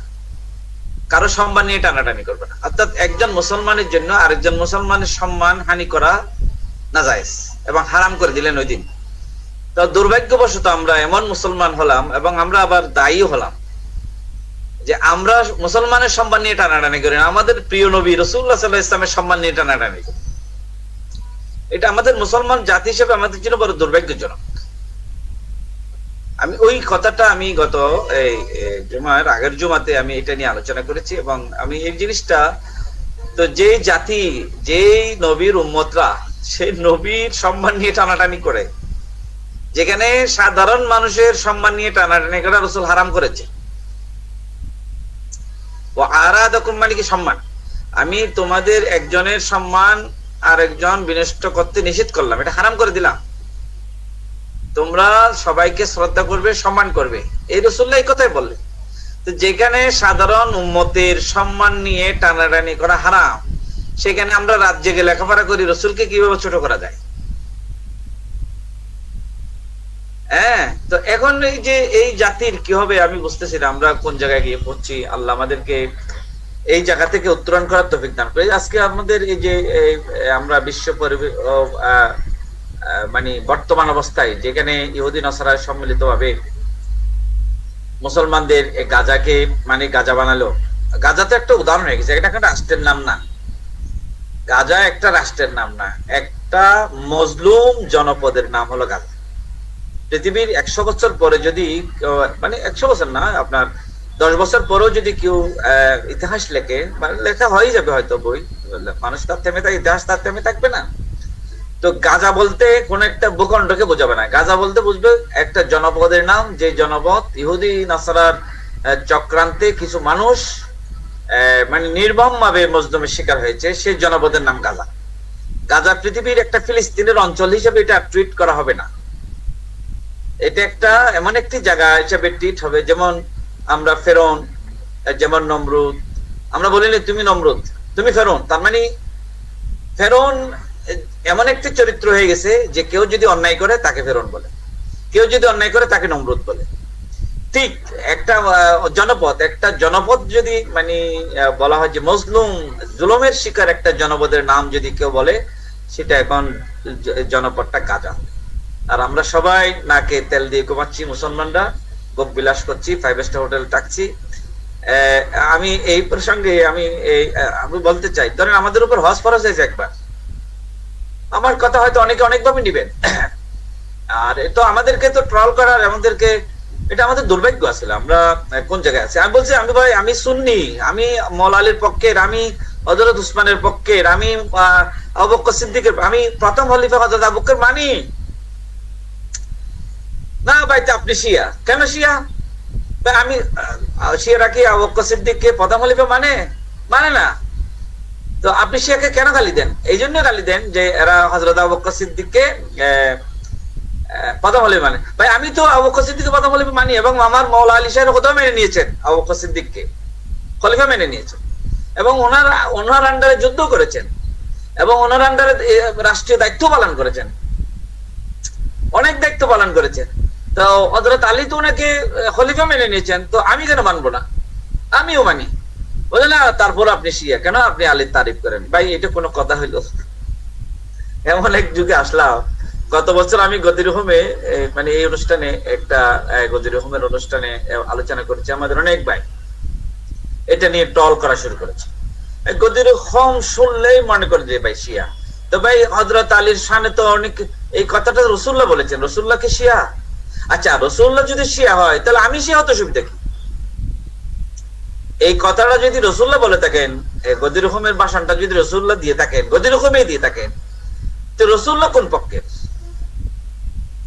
তো রাসূলুল্লাহ যদি এই পক্ষের হয়, তো আমি এই রাসূলুল্লাহর পক্ষের হতে আমার সমস্যা কোথায়? আমি তো কাকর ছোট করতে চাই না, আমরা তো সবাই রাসূলুল্লাহর সাহাবী, এবং সমস্ত সাহাবায়ে কিরামকে আমরা মাতার তাজ হিসেবে আমরা মনে করি।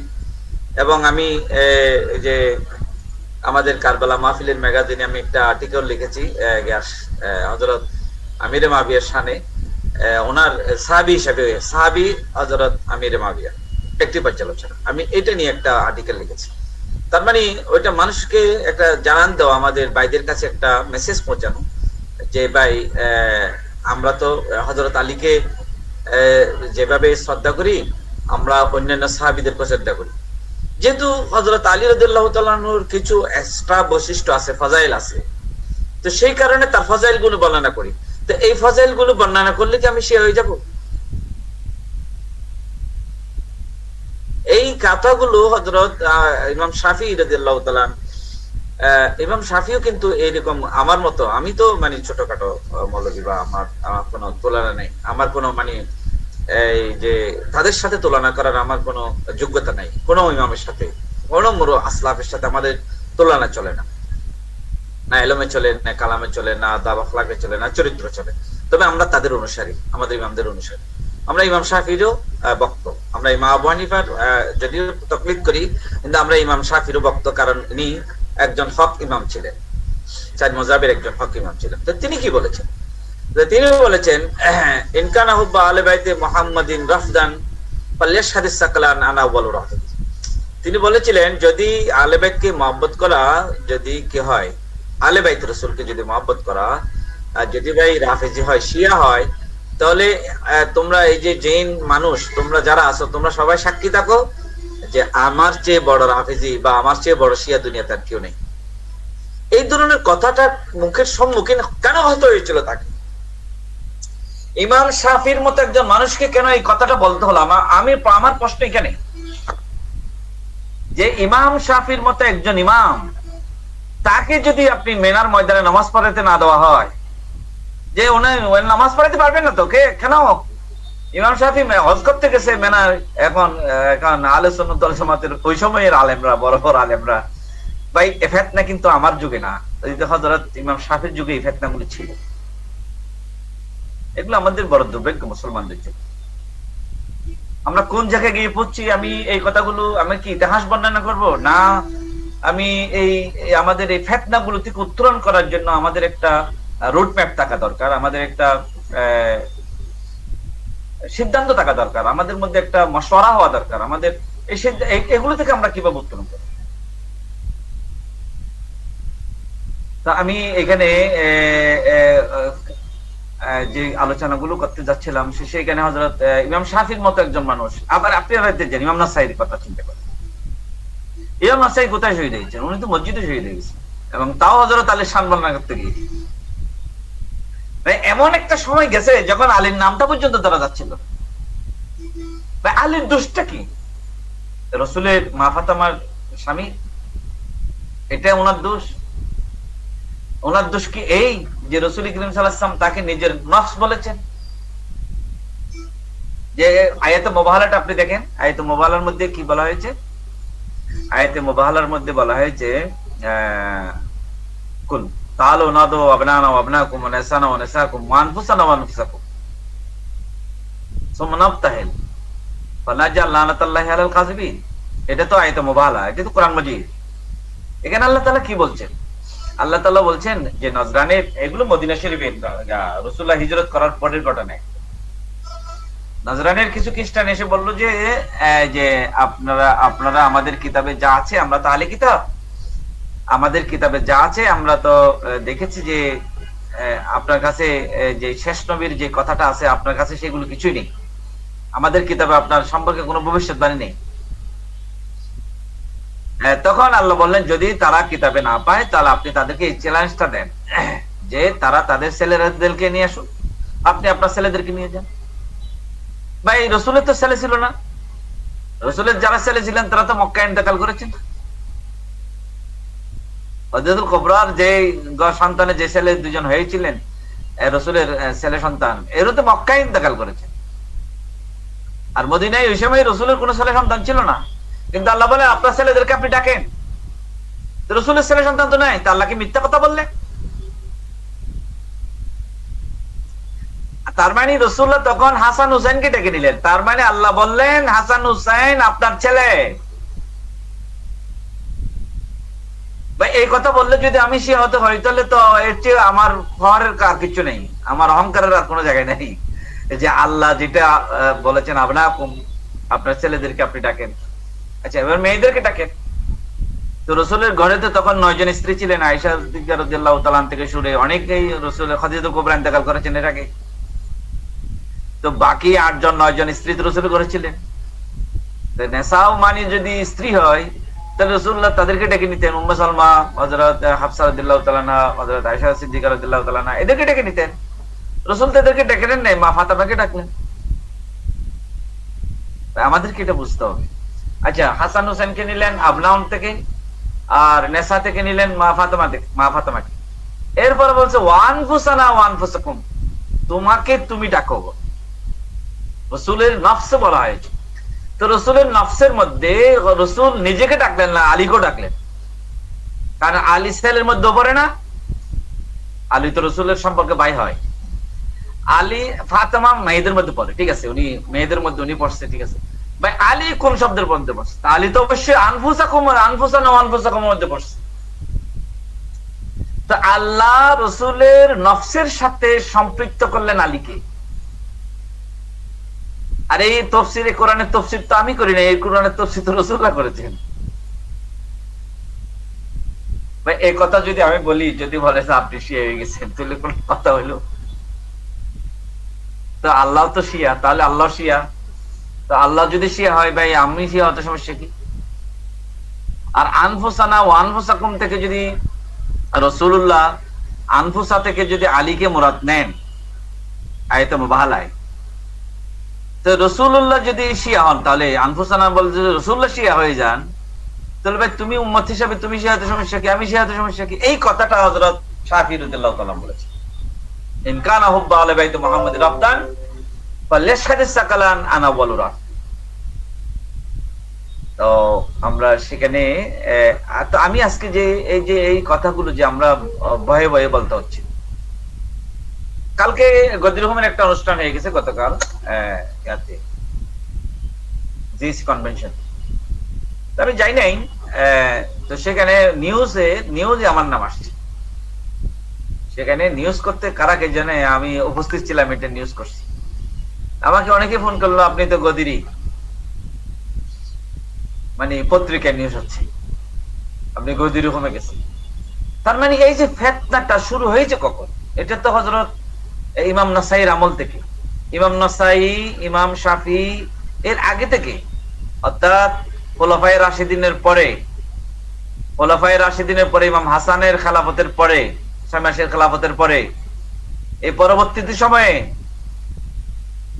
এই যে ফিতনাটা শুরু হয়েছে, আলী রাদিয়াল্লাহু তাআলার নাম নেওয়া যাবে না। আচ্ছা, হযরত আলী রাদিয়াল্লাহু তাআলা ইমাম হোসেনের সাথে এই যে বললেন, হযরত ইমাম নাসাই রহমতুল্লাহ আলাইহি থেকেই যে যুগে যুগে এই যে আহলে বাইতে রাসূলের প্রতি এক ধরনের একটা বিদ্বেষ একটা গোষ্ঠীর মধ্যে কাজ করেছে, এবং তারা আহলে বাইতে রাসূলের প্রতি ওনাদের শানে আজমত বর্ণনাকে অনেক ধরনের ভাবে বাধাগ্রস্ত করেছে। এই যে বাধাগ্রস্ত করে নাই। বাধাগ্রস্ত, জি, এই যে হ্যাঁ, যুগে বলেন। যুগে তারা যে স্যার বাধাগ্রস্ত করেছে, এটার প্রভাব দীর্ঘ সময়ের বিবর্তনে আজকে উম্মাহ কিভাবে ফেস করছে। আমরা যে আজকে সবকিছুর দিক দিয়ে যে আমরা পিছিয়ে আছি, এই পিছিয়ে থাকার কারণের অনেকগুলো কারণের মধ্যে আহলে বাইতে রাসূলের সঠিক শিক্ষাটা বাধাগ্রস্ত হওয়ার কারণে সেটা আমাদের কাছে যথাযথভাবে না পৌঁছারও কি একটা কারণ কিনা? অনেক কারণ, মানে আমাদের কাছে, মানে আচ্ছা আমি এটা বলতেছি, আপনার প্রশ্নটা আমি অনুধাবন করেছি, ঠিক আছে, আমি ওইদিকে যাচ্ছি। কিন্তু আমি যে কথাটা বলতে চাচ্ছিলাম সেখানে একটু আরেকটু টাচ দিয়ে আসছি। সেটা হলো, আমরা যুগে যুগে এই জিনিসগুলো দেখেছি যে হযরত শাফির মতো ইমামকে হযরত আপনার হযরত ইমাম নাসাইর মতো, আপনি এটাও জানেন, আশ্চর্য হবেন যে হযরত ইমাম আবু হানিফাকে যে জেলে দেওয়া হয়েছিল, এটাও কিন্তু আহলে বাইতের মহব্বতের কারণে দেওয়া হয়েছিল। এটা অনেকে বলে যে যে তিনাকে কাজীর পদ দেওয়ার জন্য প্রস্তাব করা হয়েছিল, তিনি কাজীর পদ গ্রহণ করেন নাই, এই জন্য তাকে জেলে দেওয়া। ভাই আপনি আমার কিন্তু সেন্স এটা যায় না, কাজীর পদ গ্রহণ না করলে জেলে কেন দিবি? কিন্তু আসলে ঘটনা কি? আসলে ঘটনা হলো, ওই সময়ে ইব্রাহিম এবং মোহাম্মদ নামে দুইজন আওলাদ রাসূল ছিলেন। হ্যালো,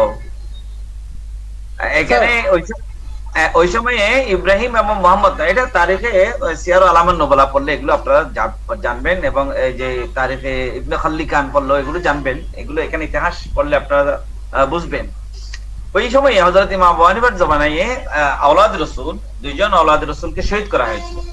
একজনের নাম ছিল ইব্রাহিম, একজনের নাম ছিল মোহাম্মদ, এবং সেটা কিন্তু কুফার জমিনে শহীদ করা হয়েছে। এরা এখানে কুফায় আসছে, ইব্রাহিম এবং মোহাম্মদ আওলাদ রাসূল দুইজন, এবং হাসান হুসাইনের বংশধর। তো ওরা এখানে আসছিলেন, এখানে আসার পরে তারা মসজিদে নামাজ পড়ছেন। এখন যেখানে নামাজ পড়ছেন সেখানে লক্ষ লক্ষ মানুষ জমায়েত হচ্ছে, আওলাদ রাসূল তো। এখন সে তৎকালীন রাজা বাদশারা মনে করলেন যে এরা যদি এভাবে নামাজ পড়তে দেওয়া হয়, এরা তো আমাদের সিংহাসনে টানাটানি করবে। এখন আপনারা দেখেন, আমাদের হুজুর তায়েশা হুজুর যদি আমাদের বাংলাদেশে আসে, লক্ষ লক্ষ মানুষের জমায়েত, এবং মাইজবান্ডারে ওরুসে এবং মাইজবান্ডার হযরতরা যেখানে যান লক্ষ লক্ষ মানুষরা এখানে জমায়েত হয়।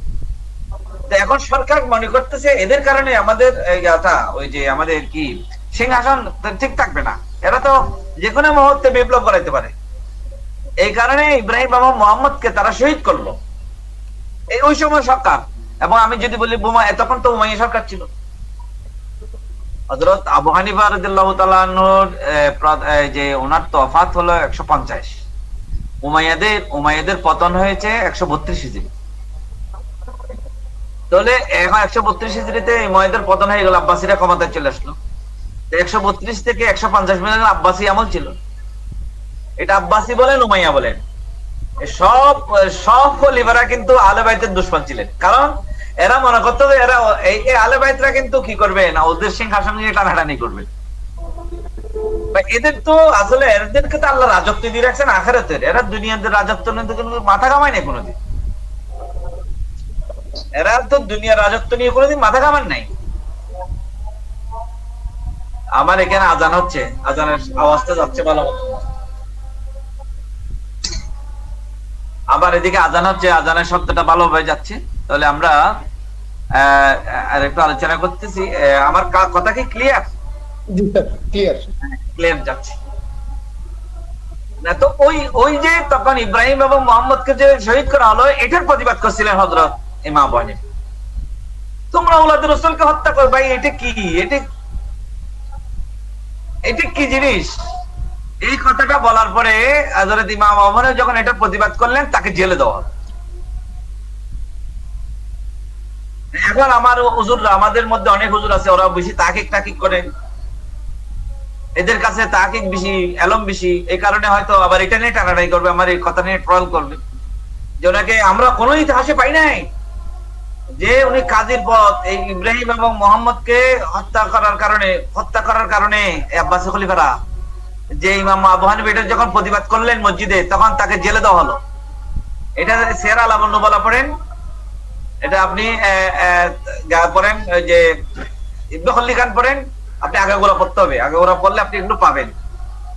কাজীর পদের কারণে তাকে জেলে দেওয়া হয় নাই, তিনি ওই যে আহলে বাইতের পক্ষে নিয়েছিলেন, এই জন্য জেলে দেওয়া হয়েছে। আমরা এইভাবে হযরত ইমাম আবু হানিফা নির্যাতিত হয়েছেন, এভাবে ইমাম শাফি নির্যাতিত হয়েছেন, ইমাম নাসাই নির্যাতিত হয়েছেন। এর কারণ কি? তারা আহলে বাইতের পক্ষে ছিলেন। আর ওনারা নিজেকে কোনোদিন ক্ষমতা চান নাই তো, মানে ইমাম আবু হানিফা নিজেও তো কাজী হতে চান নাই। আর কাজী হলে এই সমস্ত ইসলামের এত খেদমত করা ওনার পক্ষে সম্ভব হতো না। যাই হোক, আমরা এই যে ফ্যাক্টটা আপনি যে প্রশ্ন করেছিলেন যে এখন আমাদের করণীয় কি, আপনার প্রশ্ন ছিল যে যে সেই যুগেও মানে আহলে বাইতের প্রশংসা করা এবং হযরত আলীর প্রশংসা করাটা এটা একটা দুঃসাধ্য কাজ ছিল। আসলে দুঃসাধ্য কাজ ছিল, আসলে দুঃসাধ্য কাজ ছিল। এই দুঃসাধ্যতার কারণে অনেকে যে সেভাবে করে আহলে বাইত রাসূলের শিক্ষাটা প্রচার করতে পারে নাই, এটার কারণে বর্তমান মুসলিম উম্মাহ কি ফেস করতেছে এটা একটু জানার ছিল। কারণ আমরা যে নৈতিকতার জায়গা থেকে আহলে বাইত রাসূল সাল্লাল্লাহু আলাইহি ইসলাম যারা ছিলেন, ওনারা সর্বদা মুসলমানদের নৈতিক চরিত্র বিনির্মাণে কাজ করেছেন। কিন্তু বর্তমান মুসলিম বিশ্বে আমরা মুসলমানদের দিকে যদি তাকাই, নৈতিকতার জায়গা থেকে আমরা একেবারে তলানিতে আছি। ওই শিক্ষাটা আমরা নিতে না পারার কারণে কিনা? আমি আজকে দুইটা জিনিস বলবো, এটা আমাদের গাদের জন্য বলবো, আমাদের দর্শক শ্রোতাদের জন্য বলবো, আমাদের এগুলো বলা উচিত, কিন্তু এখন সময় আসছে। এই যে বর্তমান আমি আমার প্রেক্ষাপটটা বলি, আমাদের তো আমরা ইতিহাস অনেকে জানি, ইতিহাস পড়লে গদিরুহম কি জিনিস, এই গদিরুহমের হাদিসটা কিন্তু আপনার এই কি বলে 30 জন সাহাবী থেকে বর্ণিত আছে হাদিসটা। ভাই হাদিসে মতওয়াতর হতে আর কয়জন সাহাবী লাগবে? পৃথিবীতে যদি কোনো মতওয়াতের কোনো যদি ভাষণ থাকে, সেই মতওয়াতের ভাষণের মধ্যে একটা বিদায়হজের ভাষণ অনেক সাহাবী একসাথে শুনেছি। তো বিদায়হজের ভাষণে যে সাহাবীরা ছিলেন, সেই সাহাবীরা তো আবার জ্ঞাত ছিলেন, গদিরুহমে ছিলেন, রাসূলের সাথে মদিনা শরীফ চলে গেছেন। তো যখন তো রাসূল কারীম সাল্লাল্লাহু আলাইহি ওয়াসাল্লাম মদিনা শরীফ চলে গেছেন, তারা তো এখানে ছিলেন। এখন আমি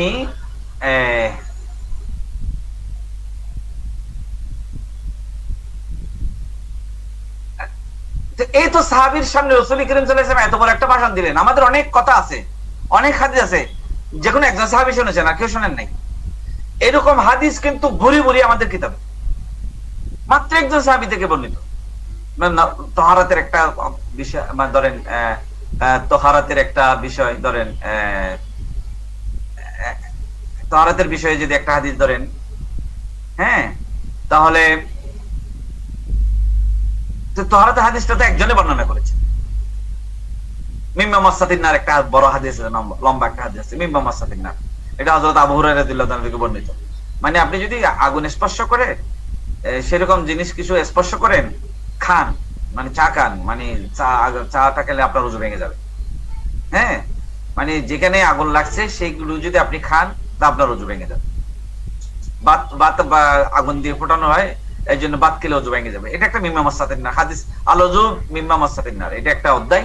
সেখানে একটা হাদিস আছে, এটা আবু হুরায়রা থেকে বর্ণিত, অন্য কোনো সাহাবী এটা রওয়ায়াত করেন নাই।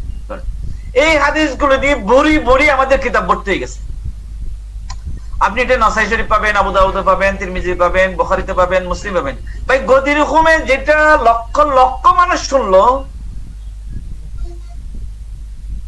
সেই হাদিসটা আপনি সাহাজিতে খুঁজে পাবেন না, এটা তো আমাদের জন্য বড় দুর্ভাগ্যজনক। মানে এখানে ডাল মে কুছ কালা है ভাই, কারণ অনেকে পারেন না কিন্তু লিখতে। ওরা মহব্বত ছিল, ইমাম বুখারীর মহব্বত ছিল, ইমাম মুসলিমের মহব্বত ছিল।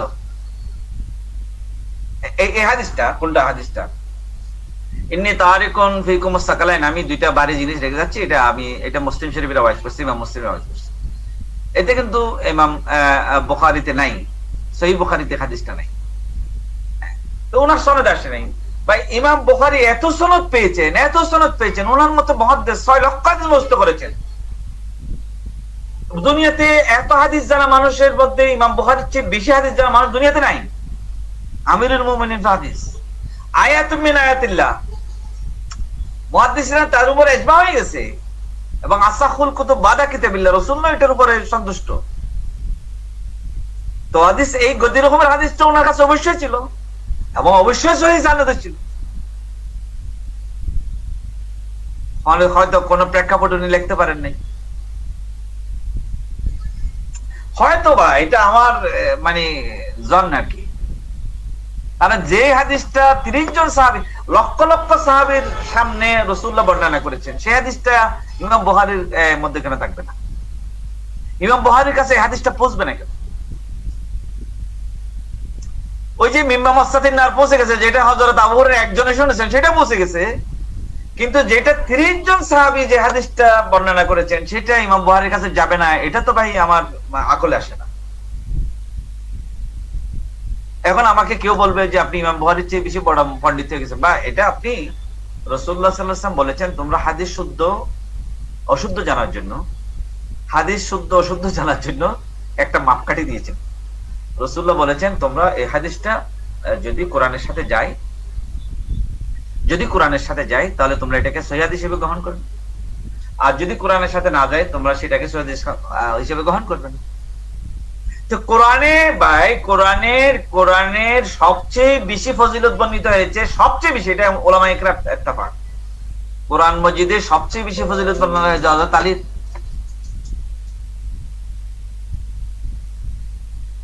এবং এই কথাটার মধ্যে কেউ দ্বিমত করবে না, আমাদের কোন ইমাম কোন আলেম দ্বিমত করবে না আমার সাথে। আমরা আল্লাহর রাস্তে আমরা সবার কাছে খাইবানে ব্যাখ্যা এই কথাগুলো আমরা আপনাদের সাথে, আমাদের মাযহাবের সাথে, আহলে বাইতের সাথে, ভাই আমাদের ঈমানের সাথে আমরা আল্লাহর রাস্তে এগুলো মেনে নিতে হবে। কেন ইমাম বুখারী এটা মানে ইমাম বুখারী তো নিজের দেশেই যেতে পারেন না, এটা তো আমরা বুখারী শরীফে যখন মুনাজাত করি তখন সেখানে ইমাম বুখারী যখন ফজিলত বর্ণনা করি সেখানে আমরা বলি যে ইমাম বুখারীকে সেই সময়ের সরকার তার উপর এত অত্যাচার নির্যাতন করছিল যে তিনি আল্লাহর কাছে বলছেন, আল্লাহ তোমার এই প্রশস্ত জমিন আমার কাছে সংকীর্ণ হয়ে গেছে, তুমি আমাকে নিয়ে যাও। ইমাম বুখারীর মতো মানুষকে সে সময়ের মুসলিম সরকারের নির্যাতনের শিকার হয়ে আল্লাহর কাছে দোয়া করতে হয়েছিল, আল্লাহ তুমি আমাকে নিয়ে যাও। এই নির্যাতনের ইতিহাস কি আমরা, সেটা তো আমরা প্রত্যেক বুখারী শরীফের মোনাজাতে এটা বলি যে ইমাম বুখারী সেই সময় রাজা মানে মুসলিম রাজা, অবশ্যই মুসলিম শাসকের নির্যাতনের শিকার হয়ে, এবং তাকে মুতাজালা বলা হয়েছিল। শিয়া বলা হয় নাই, মুতাজালা বলা হয়েছিল। তাকে মুতাজালি বলে কোরআন মখলুক গায়রে মখলুকের মশলা একটা এনে তাকে নির্যাতন করা হয়েছে। তাহলে এইরকম যে নির্যাতনের মুতাজালার তহমত তার উপর লেগেছে, সেইখানে তিনি তার এই কথাগুলো মানে রসুলের দিনটাকে পৌঁছে দেওয়ার জন্য, রসুল হাদিসগুলোকে পৌঁছে দেওয়ার জন্য তিনি তো আপ্রাণ চেষ্টা করেছিলেন। তো তিনি ওই সেই সময়ের শাসকদের রোষানল থেকে বাঁচার জন্য হয়তোবা এটা হতে পারে, নাও হতে পারে। তো মানে উনি তো, আমরা তো দেখেছি ওনার ইতিহাস, জানি যে উনি আল্লাহর কাছে দোয়া করেছেন, আল্লাহুম্মা আপনার এই প্রশস্ত জমি আমার জন্য সম্পূর্ণ হয়ে গেছে। তোমার এই প্রশস্ত জমিন আমার উপরে কি হয়ে গেছে, সম্পূর্ণ হয়ে গেছে, তুমি আমাকে দুনিয়া থেকে নিয়ে যাও। তখন সেখানে হরতনাকে, সেখানেই তিনি আল্লাহ তাআলা হযরত আজরাইল আলাইহিস সালামকে পাঠিয়ে তিনি সেখানে ইন্তেকাল করেছেন। এই ইতিহাসগুলো তো আমরা বলি, এগুলো বলার পরে আমাদের হাতে আর 10 মিনিট মতো সময় আছে, আমরা ওয়েবিনার একেবারে শেষ পর্যায়ে। তো আমি আসলে আজকে আমি কিছু বলতে পারি না, আমি ওই ইতিহাসগুলো বলতে বলতে আমার শেষ হয়ে গেছে। আচ্ছা, আমি একটা ফিনিশিং এর জায়গায় যাই। এই প্রজন্মের জন্য স্যার আহলে বাইতে রাসূলের যে আলোচনা, ওনাদের শিক্ষা বর্তমান প্রজন্মের জন্য মানে কেন গুরুত্বপূর্ণ, এই বিষয়টা স্যার একটু যদি আমাদের দর্শক শ্রোতা যারা আছেন, আমি এই কথাটা বলি। যায়েদ ইবনে আরকাম রাদিয়াল্লাহু তাআলা থেকে হাদিসটা বর্ণিত, এবং যায়েদ ইবনে আরকাম রাদিয়াল্লাহু তাআলা বলেছেন, আমি বিদা হজের ভাষণে এই হাদিসটা শুনেছি, ইন্নী তারাকতু ফীকুমুস সাকলাইন, ইন্নী তারাকতু ফীকুমুস সাকলাইন, ইন্নী তারিকুম ফীকুমুস সাকলাইন, অথবা ওই যে আমরা যে হাদিসটা বলি, ইন্নী তারাকতু ফীকুমুল আমরাইন কিতাবাল্লাহি ওয়া সুন্নাত রাসূলি। যায়েদ ইবনে আরকাম বলেছেন, আমি রাসূল করিম সাল্লাল্লাহু আলাইহি ওয়াসাল্লাম থেকে শুনেছি, তিনি সুন্নাত রাসূলি না বলে তিনি ওয়া ইতরাতি বলেছেন। রাসূলুল্লাহ বিদায় হজের ভাষণেও কিন্তু ইতরাতি বলেছেন, কিন্তু আমাদের কাছে এটা চলে আসছে সুন্নাত রাসূল বা যে কোনো হোক, মানে এটা সাহাবীদের আমাদের সাহাবায়ে কেরামের মধ্যে রওয়ায়াত আছে, অনেকে এটা রওয়ায়াত করেছেন। এই কারণে আমরা যা হোক এটা, তাহলে বিদায় হজের ভাষণে হোক অথবা গদ্দির হোক, সম্মত রাসূলুল্লাহ এই কথাটা বলেছেন যে আমি তোমাদের কাছে দুইটা জিনিস রেখে যাচ্ছি, একটা কিতাবুল্লাহ আর একটা হলো আমার ইতরত। উযাক্কিরুকুম ফি আহলি বাইতি, উযাক্কিরুকুম ফি আহলি বাইতি, বারবার রাসূলুল্লাহ বারবার বলছি, তোমরা আমার আহলে বাইতের ব্যাপারে তোমাদেরকে আমি সতর্ক করে যাচ্ছি, স্মরণ করে দিয়ে যাচ্ছি, আমার আহলে বাইতের ব্যাপারে তোমাদেরকে স্মরণ করে, আমার আহলে বাইতের ব্যাপারে তোমাদেরকে স্মরণ করে দিয়ে যাচ্ছি। লা ইয়াতাফাররাকা হাত্তা ইয়ারিদ আলাল হাউজ। আমার কোরআন এবং আমার এই যে তিরমিজি শরীফে এই কথাটাও আছে, তিরমিজি শরীফে এভাবে আছে, আহাদুহুমা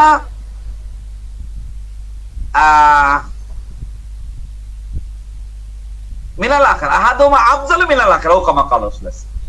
একটা চেয়ে একটা বড়, ভাই কোরআনের চেয়ে বড় কিছু হতে পারে, এটা তো আল্লাহর কালাম, কিন্তু আল্লাহ রাসূল বলেছেন একটা চেয়ে একটা বড়,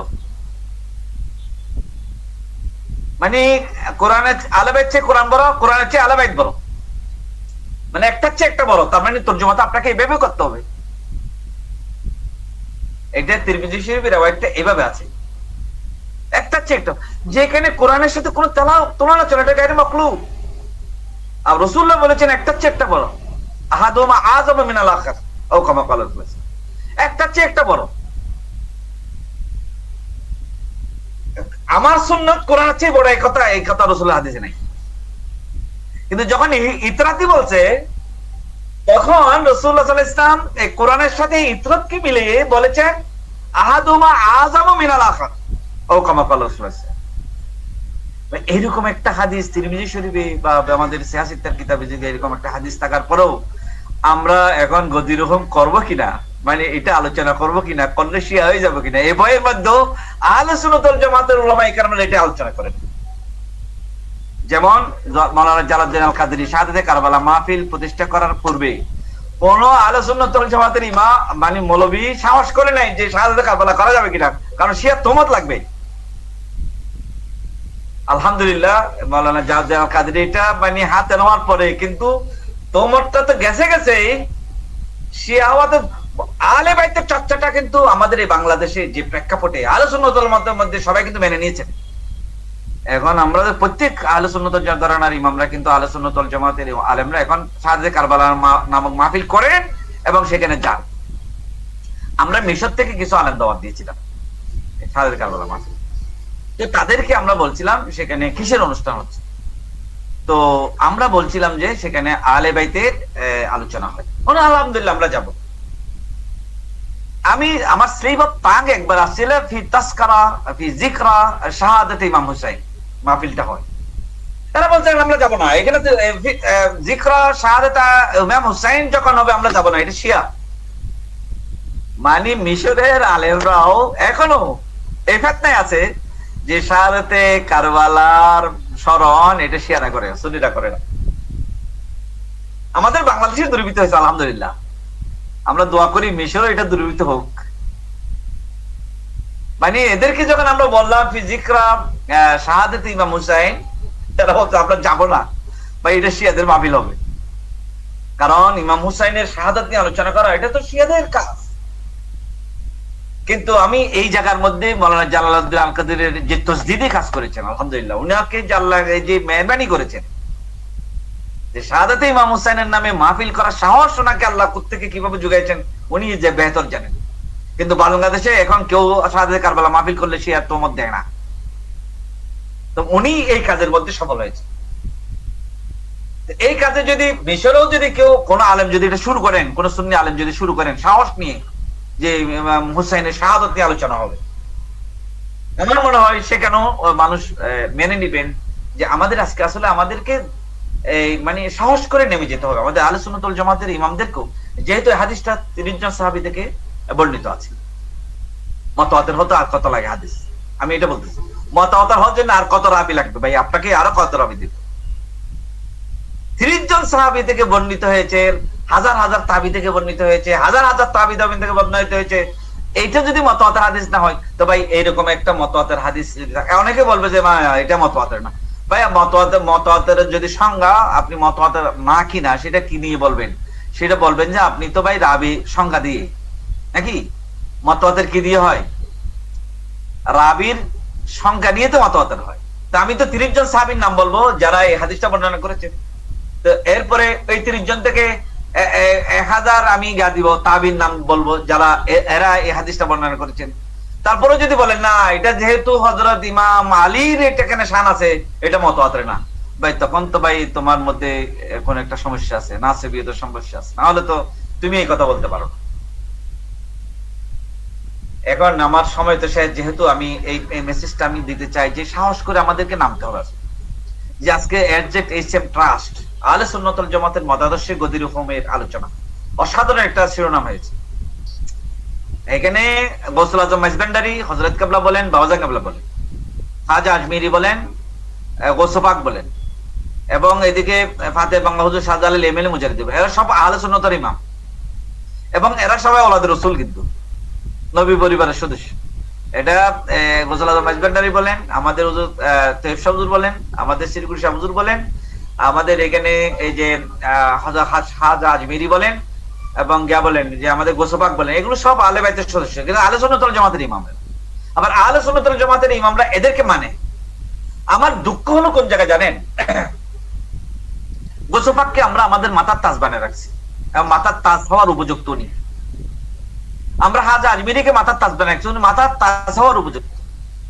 আমরা গৌসুল আজম মাইজভান্ডারকে মাথার তাজ বানিয়ে রাখছি, উনি মাথার তাজ হওয়ার উপযুক্ত।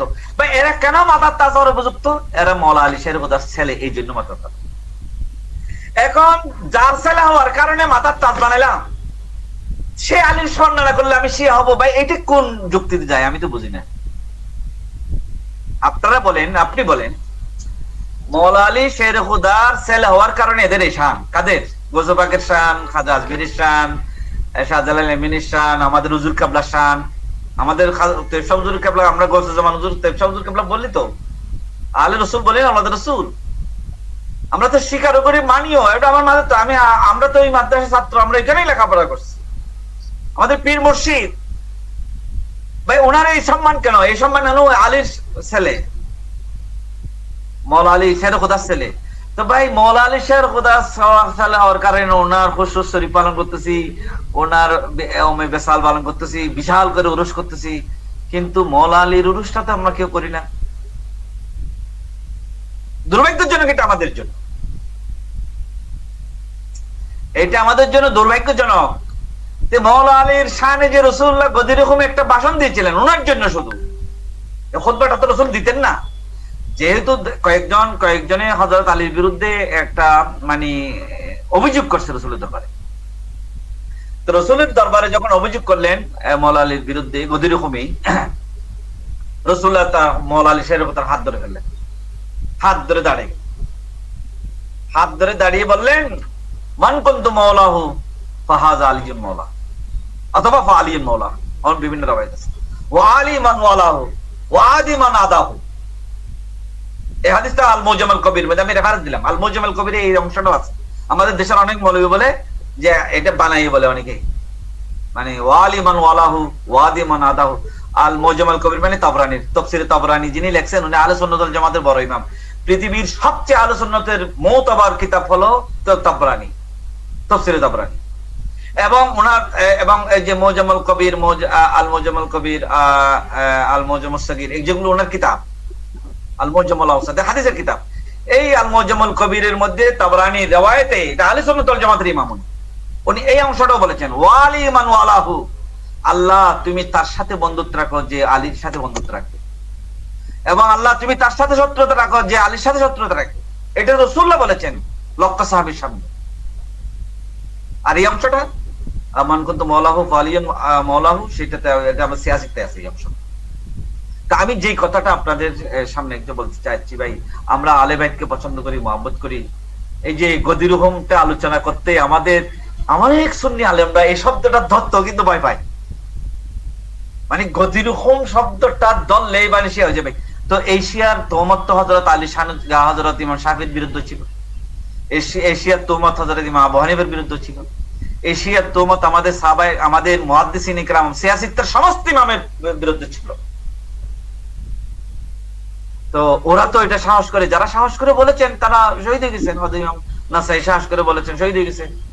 ইমাম শাফি তো একদম শেষ পর্যন্ত এই কথা বলেছেন, লাস্টেতে এই কথা বলেছেন, ফাইন্না মিন আযীমিল ফখর আন্নাকুম, আলে বাইত আপনাদের সম্মান যে এত বড় এই কারণে যে মান লাম ইসাল্লি আলাইকুম ফালা সালাত, যে আপনাদের উপর দরুদ না পড়লে তার নামাজ হয় না। আল্লাহুম্মা সাল্লি আলা মুহাম্মাদিন ওয়া আলা আলি মুহাম্মাদ। ভাই এখানে শব্দ এতটুকু, আর বাড়ানোর চেষ্টা করেন না।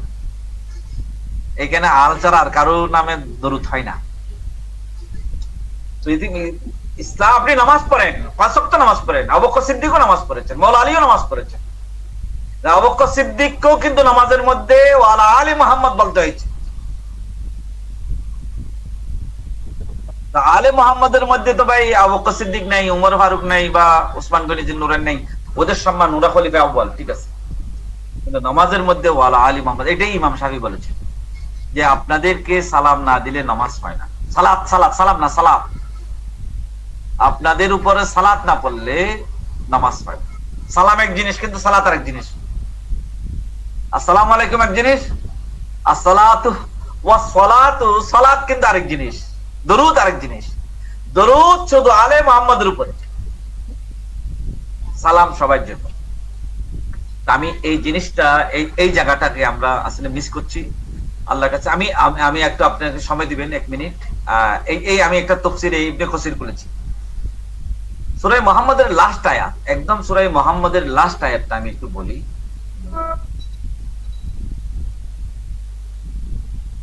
সূরা মুহাম্মদ আমি একটু যাই,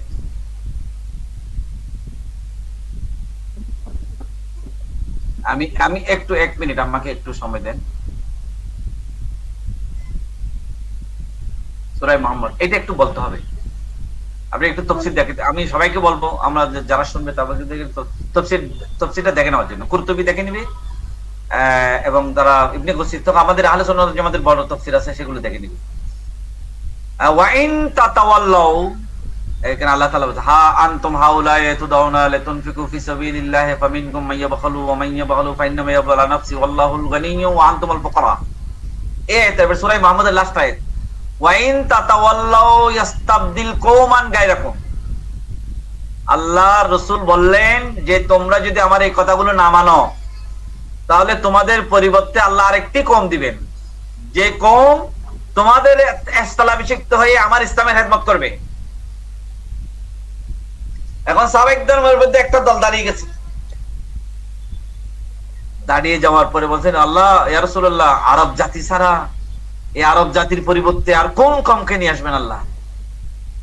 ওয়াইন তাতাওয়াল্লাউ ইস্তাবদিল কওমান গায়রাকুম, তোমাদের পরিবর্তে আরেকটা কওম আল্লাহ নিয়ে আসবেন, মানে আরব জাতিকে আল্লাহ দায়িত্ব দিবেন না ইসলামের খেদমত করার জন্য। তখন সাহাবায়ে কেরামের মধ্যে, আরব জাতির মধ্যে অনেক সাহাবা রাসূলুল্লাহকে দাঁড়িয়ে বললেন, রাসূলুল্লাহ, আমাদের পরিবর্তে কোন কমকে, মানে আমাদের পরিবর্তে ইসলামের খেদমত করার জন্য আল্লাহ তাআলা মনোনীত করবেন? সাইদুল, তোমার গিয়া বন্ধ হয়ে গেছে। হ্যাঁ, বন্ধ খোলা আছে? আচ্ছা, আমার কথা শোনা যাচ্ছে? হ্যাঁ। তো সাহাবায়ে কেরামরা জিজ্ঞেস করলেন, আমি সূরা মুহাম্মাদের লাস্টের আয়াতটা একটু বললাম, এটা একটু দেখে নেওয়ার জন্য বললাম সবাই। তখন আমাদের পরিবর্তে ইয়া রাসূলুল্লাহ, আরব জাতির পরিবর্তে কাদেরকে নিয়ে আল্লাহ ইসলামের খেদমত করবেন? তখন রাসূলুল্লাহ সালমান ইবনে ফারসিকে ডাকলেন, বললেন, এই সালমান ইবনে ফারসির কওমকে আল্লাহ তাআলা গ্রহণ করবে আমার ইসলামের খেদমত করার জন্য। এবং সে সময় রাসূল বলছিলেন, লো কানা লিলমান সুরাইয়া লালা লাহু রিজালুন মিন মুলকি ফারিস। এটা বুখারী শরীফের রওয়ায়াত আছে হাদিসটা, যে এলম যদি দুনিয়াতে কোথাও না থাকে তাহলে ফারসের মানুষগুলো এলমটা গ্রহণ করবে এবং আমার ইসলামের খেদমত করবে। আয়াতটার সাথে এই কাহিনীটা মিলে দিবেন। এবং রাসূল করিম সাল্লাল্লাহু আলাইহি ওয়াসাল্লাম বলেছেন যে এই ফারস্য দেশের, মানে ইরান দেশের মানুষগুলো আমার ইসলামের খেদমত। আপনি দেখেন আমাদের চার মাযহাবের ইমামের মধ্যে ইমাম আবু হানিফা ফারসি ভাষাভাষী, চারজনের মধ্যে সে সবচেয়ে বড়। আচ্ছা, এবং 86টা 6টা হাদিস, 6 জনই কিন্তু গ্রেটার ফারসি ভাষা, মানে ফারস অঞ্চলের মানুষ। আচ্ছা ভাই, আপনার আব্দুল কাদের জিলানির বাড়ি কোথায়? জিলানি এটা তো ফারসি, ইরানে পড়ে। মঈনুদ্দিন সঞ্জরের বাড়ি কোথায়? সঞ্জর তো ভাই এটা ইরানে পড়ে। ভাই আপনি গোসবাকের কথা বলেন, খাজা আজমিরের কথা বলেন, এটা সব ইরানের দেশেই পড়ে। আমার কথা, এখন ইরানের নামটা শুনলে মানুষ বলে শিয়া। তোমার গাজার মধ্যে, আমাদের গাজার মধ্যে যারা মারা যাচ্ছে সবাই কিন্তু আহলে সুন্নাত ওয়াল জামাত, একজনও শিয়া নেই। আর এদেরকে বাঁচানোর জন্য পৃথিবীতে কোন একটা রাষ্ট্র দাঁড়াইলে এই ইরানে দাঁড়াইছে এদেরকে বাঁচানো। এটা ওই যে আমি পাকিস্তানের কয়েকজন বড় আলেম বর্তমান যারা লিড করছে ওয়াহাবিদের মধ্যে, তারেক জামিল, তিনি একদম কোলাকুলি বলেছেন মুসলমানরা সুন্নিরা সুন হয়ে গেছে, প্যারালাইজড হয়ে গেছে। যদি কোন মুসলমানদের মধ্যে যদি কোন বীর ফলোয়ান থাকে এরা ইরানি। তারেক জামিল বলতেছে ওয়াহাবিদের, আমরা আমরা আমরা কিট হয়ে গেছি, কিট কিট মানে একদম কিট কিট জানোয়ার হয়ে গেছে, হাইওয়ান মানে কীট পতঙ্গ হয়ে গেছে আমরা যারা আহলে সুন্নাত ওয়াল জামাত দাবি করি।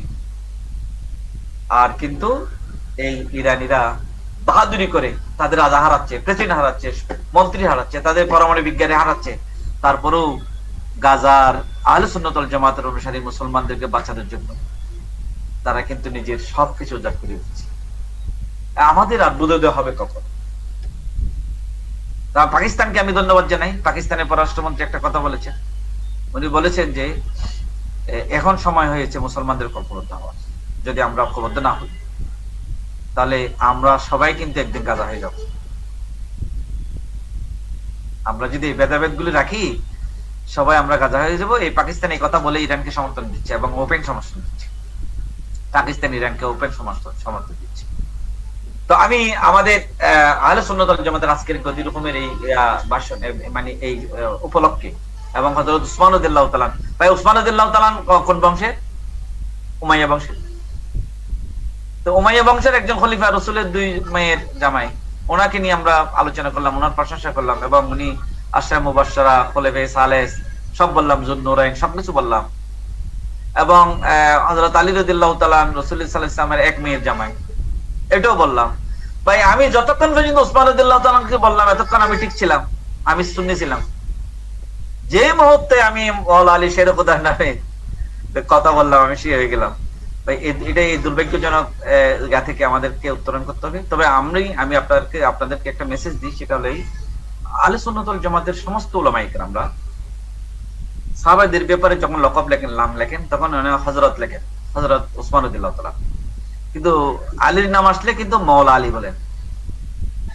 আপনি আহমদ ইরহাম নেমি বলেন, আলা হযরত বলেন, যতই আমাদের আহলে সুন্নাত ওয়াল জামাতের ইমাম গেছেন এই উপমহাদেশ সাবকন্টিনেন্টে, এরা কিন্তু হযরত আলী নাম নেওয়ার সময় কিন্তু মাওলা আলী বলেন, ওনাকে হযরত বলেন না। কেন? ওই যে মান কুনতু মাওলাহু বা আলীর মাওলা। তো ওনারা কিন্তু আমাদের আহলে সুন্নাত ওয়াল জামাতের উলামা ইকরামরা এটা মাওলা আলী বলেন। আমরা কিন্তু এখনো সবাই মাওলা আলী বলি।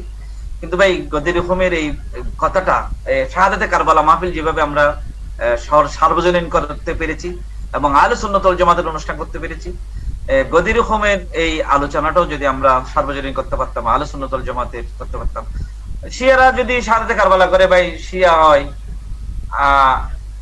ইমাম হোসেন তো শিয়াদের না, ইমাম হোসেন তো আমাদের, ইমাম হোসেন তো সকলের, রাসূলুল্লাহ তো সকলের। শিয়ারা রাসূলুল্লাহকে মানে, আর শিয়াদের কলমার মধ্যে মুহাম্মদ রাসূলুল্লাহ আছে কিনা? মুহাম্মদ রাসূলুল্লাহ আছে শিয়াদের কলমার মধ্যে। তারা আরেকটু বাড়ায় বলে আর কি, মুহাম্মদ রাসূলুল্লাহ পরে ওয়ালিউন ওয়ালিউল্লাহ বলে আর কি। আচ্ছা, এটা তো মুহাম্মদ রাসূল, শিয়ারা মুহাম্মদ রাসূলুল্লাহ মেনে নিয়েছে, লা ইলাহা ইল্লাল্লাহ মেনে নিয়েছে। যে শিয়ারা লা ইলাহা ইল্লাল্লাহ মেনে নিয়েছে বলে কি আমরা লা ইলাহা ইল্লাল্লাহকে বাদ দিতে পারবো? শিয়ারা মুহাম্মদ রাসূলুল্লাহ বলেছে বলে কি আমরা মুহাম্মদ রাসূলুল্লাহকে বাদ দিতে পারবো? তারপরে আমরা তার হচ্ছে যে এই যে সমালোচনার জায়গাটা অনেকেই সমালোচনা করে, এটা যুগ যুগ ধরে আপনার আলোচনায় এসেছে, যুগ যুগ ধরে আহলে বাইতে রাসূলের শানে আজমতের সম্পর্কে ওনারা বাধা প্রদান করে আসছে, বিভিন্নভাবে অনুৎসাহিত করে আসছে, এবং যারা আহলে বাইতে রাসূল সাল্লাল্লাহু আলাইহি ওয়াসাল্লামের শানে আজমত প্রচার করতে চেয়েছেন তাদের কণ্ঠরুদ্ধ করা হয়েছে। এই জায়গা থেকে এই সমালোচনাগুলো উপেক্ষা করে আমরা আহলে বাইত রাসূল সাল্লাল্লাহু আলাইহি ওয়াসাল্লামের শিক্ষাটা সবার মাঝে কিভাবে ছড়িয়ে দিতে পারি সেদিকে আমাদের আসলে খুব বেশি ফোকাস দেওয়া দরকার।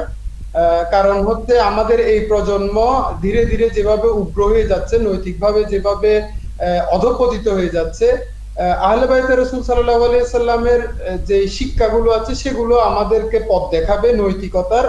আমরা সহনশীল উদার হওয়ার ক্ষেত্রে আমাদেরকে পথ দেখাতে পারে আর কি। আমি একটা উদাহরণ বলি, এখানে একটা উদাহরণ বলি যে আহলে বাইতের একজন সদস্য বেঁচে ছিলেন ইমাম হোসেনের ছেলে জয়নুল আবদিন, একজন ছেলে বেঁচে ছিলেন জয়নুল আবদিন, আর এদিকে ইমাম হাসানের ছেলে কয়েকজন বেঁচে ছিলেন, হাসান মুসান্না, হাসান মুসাল্লাস, এরা বেঁচে ছিলেন।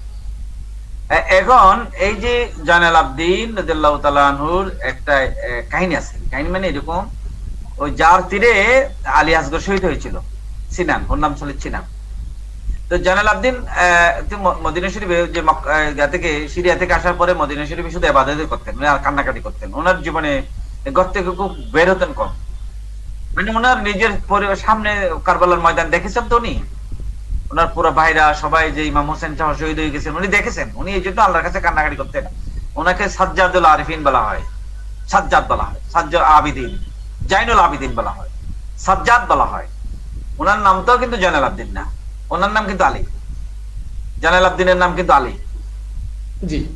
তো ওই জয়নুল আবদিন, আপনার ঘটনাটা একটু শুনতে চাই, কারণ ইতিমধ্যে প্রায় 15 মিনিট বেশি হয়ে গিয়েছে আমাদের নির্দিষ্ট সময় থেকে। আমি আমার কথা শেষ, এই কথাটা বলি। জয়নুল আবদিন রাদিয়াল্লাহু তাআলা আনহুর যত মদিনা শরীফে ছিলেন, ওই সিনান যে আলী আসগরকে শহীদ করেছে তার বিরুদ্ধে ইয়াজিদ রুষ্ট হয়ে গেছে, মৌলন ইয়াজিদ রুষ্ট হয়ে গেছে, মানে তাকে ধরে আনতে হবে সিরিয়ায়, ওকে তলব করেছে।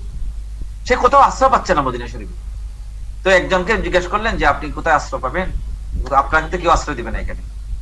ওই জয়নুল আবদিন, এখানে জয়নুল আবদিন রাদিয়াল্লাহু তাআলা ওইখানে থাকেন, ওই কুড়ের ঘরে থাকেন।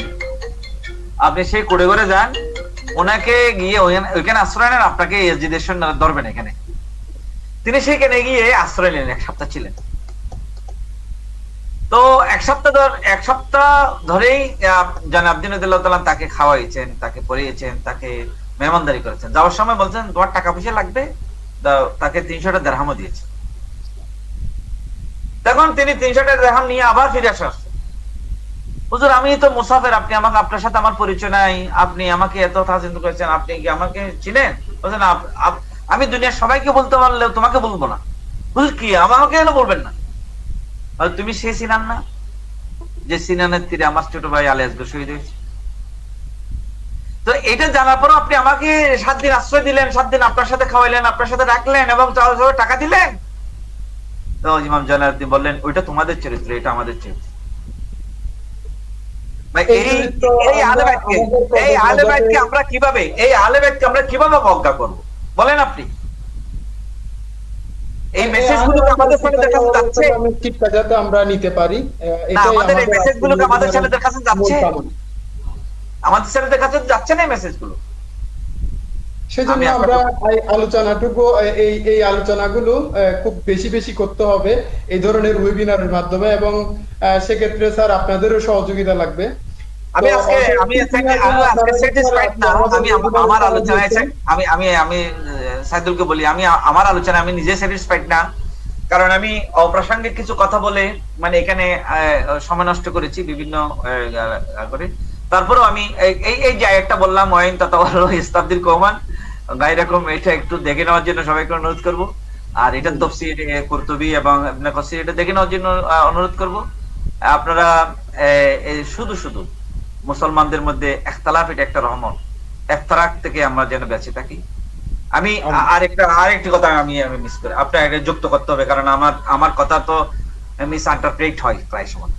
এই কথাগুলো ওভেনারে যাচ্ছে, আমার কথাগুলো মিস ইন্টারপ্রেট হয়, এটা স্বাভাবিক।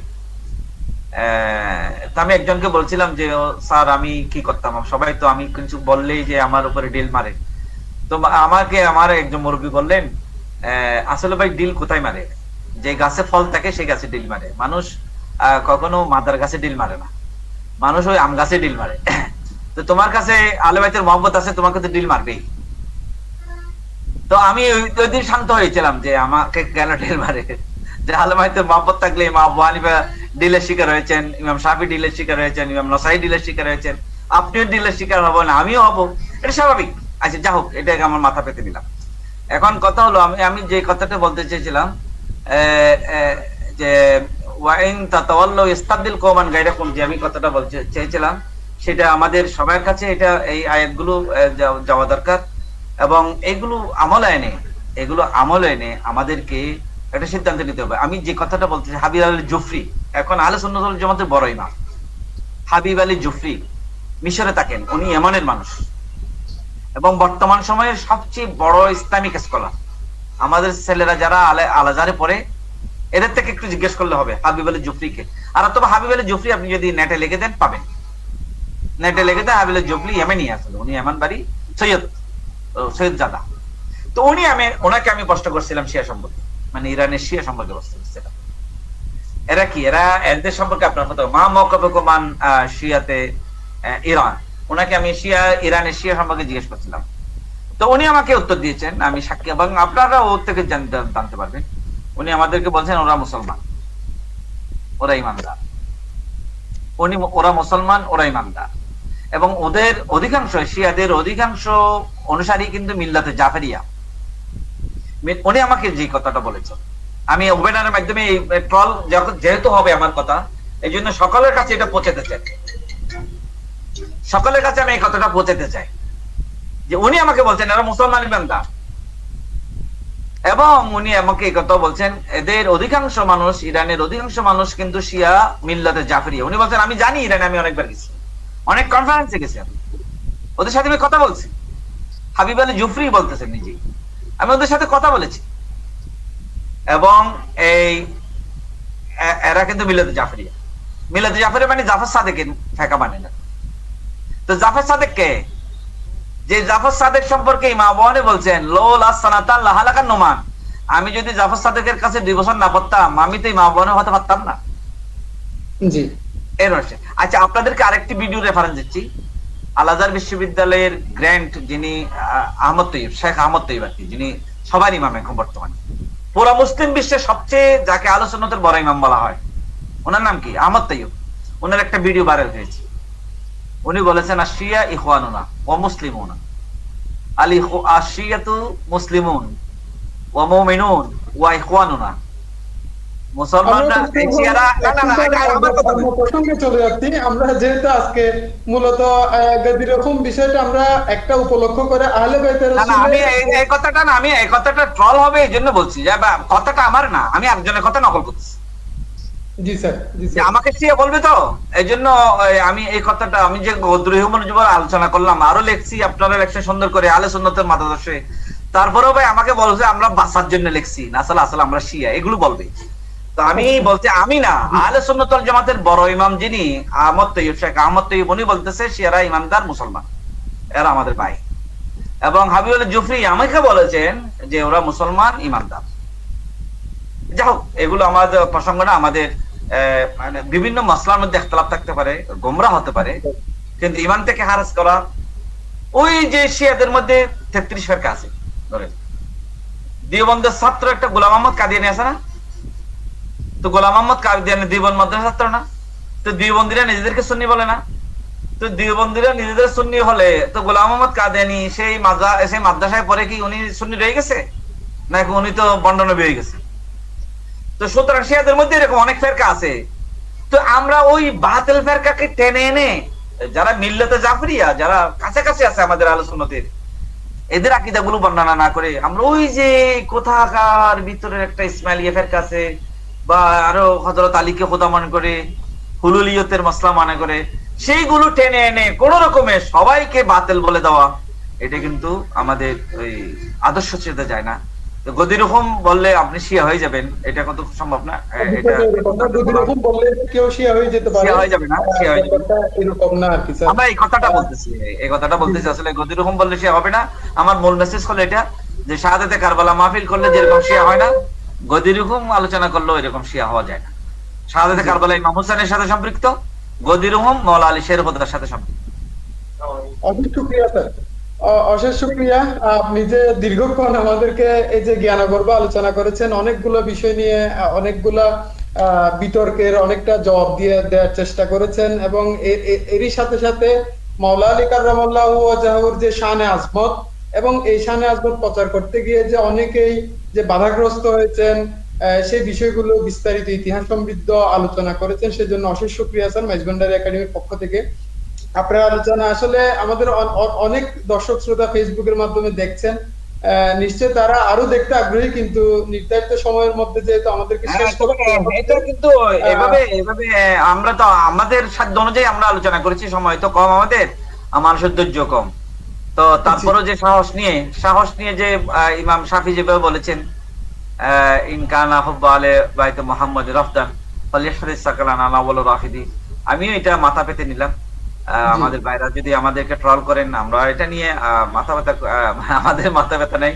আমি আহলে সুন্নাত ওয়াল জামাতের অনুসারী, আমি আমাদের জামিয়া আমাদের সুন্নিয়ার আকীদা এবং মানে আহলে সুন্নাতের আকীদা, আমি এই কি বলে মাযহাবে হানাফি, এবং এই যে আকীদার মধ্যে আমি কি মাতুরিদি, এটা আমি স্বীকার করে নিলাম। তো আল্লাহ তাআলা আমাদেরকে সবাইকে ভালো থাকার তৌফিক দান করুন। আমিন আমিন। আমরা যাতে আহলে বাইতে রাসূলের স্যারের দীর্ঘ আলোচনার মাধ্যমে যে আহলে বাইতে রাসূলের শান আজমত ফুটে উঠেছে, এই এবং আমাদের পূর্ববর্তী আলোচকের মাধ্যমেও যে হযরত ওসমান জিন নুরাইন রাদিয়াল্লাহু তাআলা আনহুর শান আজমত, ওনার বর্ণাঢ্য জীবনী সম্পর্কে আমরা জানতে পেরেছি, সেই অনুপাতে যাতে আমরা সাহাবায়ে কেরামের যে জীবন আদর্শ, আহলে বাইতে রাসূলের যে শিক্ষা, সেগুলো যাতে আমরা আমাদের জীবনে লালন করতে পারি, আমাদের প্রজন্ম যাতে সেই শিক্ষাগুলো ধারণ করতে পারে, সেই ফরিয়াদ মহান রাব্বুল আলামিনের দরবারে। এই বলে আমাদের আজকে যে সম্মানিত দুজন আলোচক আমাদের ওয়েবিনারে সময় দিয়েছেন, জ্ঞানগর্ভ আলোচনা করেছেন, তাদের প্রতি অশেষ অশেষ কৃতজ্ঞতা প্রকাশ করে আজকের ওয়েবিনার আমরা এখানেই সমাপ্ত করছি। যারা দর্শক শ্রোতা যারা আমাদের সাথে যুক্ত ছিলেন, ফেসবুকে যারা লাইভে ছিলেন, সকলের প্রতি কৃতজ্ঞতা প্রকাশ করছি। আসসালামু আলাইকুম ওয়া রাহমাতুল্লাহি ওয়া বারাকাতুহু। ওয়া আলাইকুম আসসালাম ওয়া রাহমাতুল্লাহ।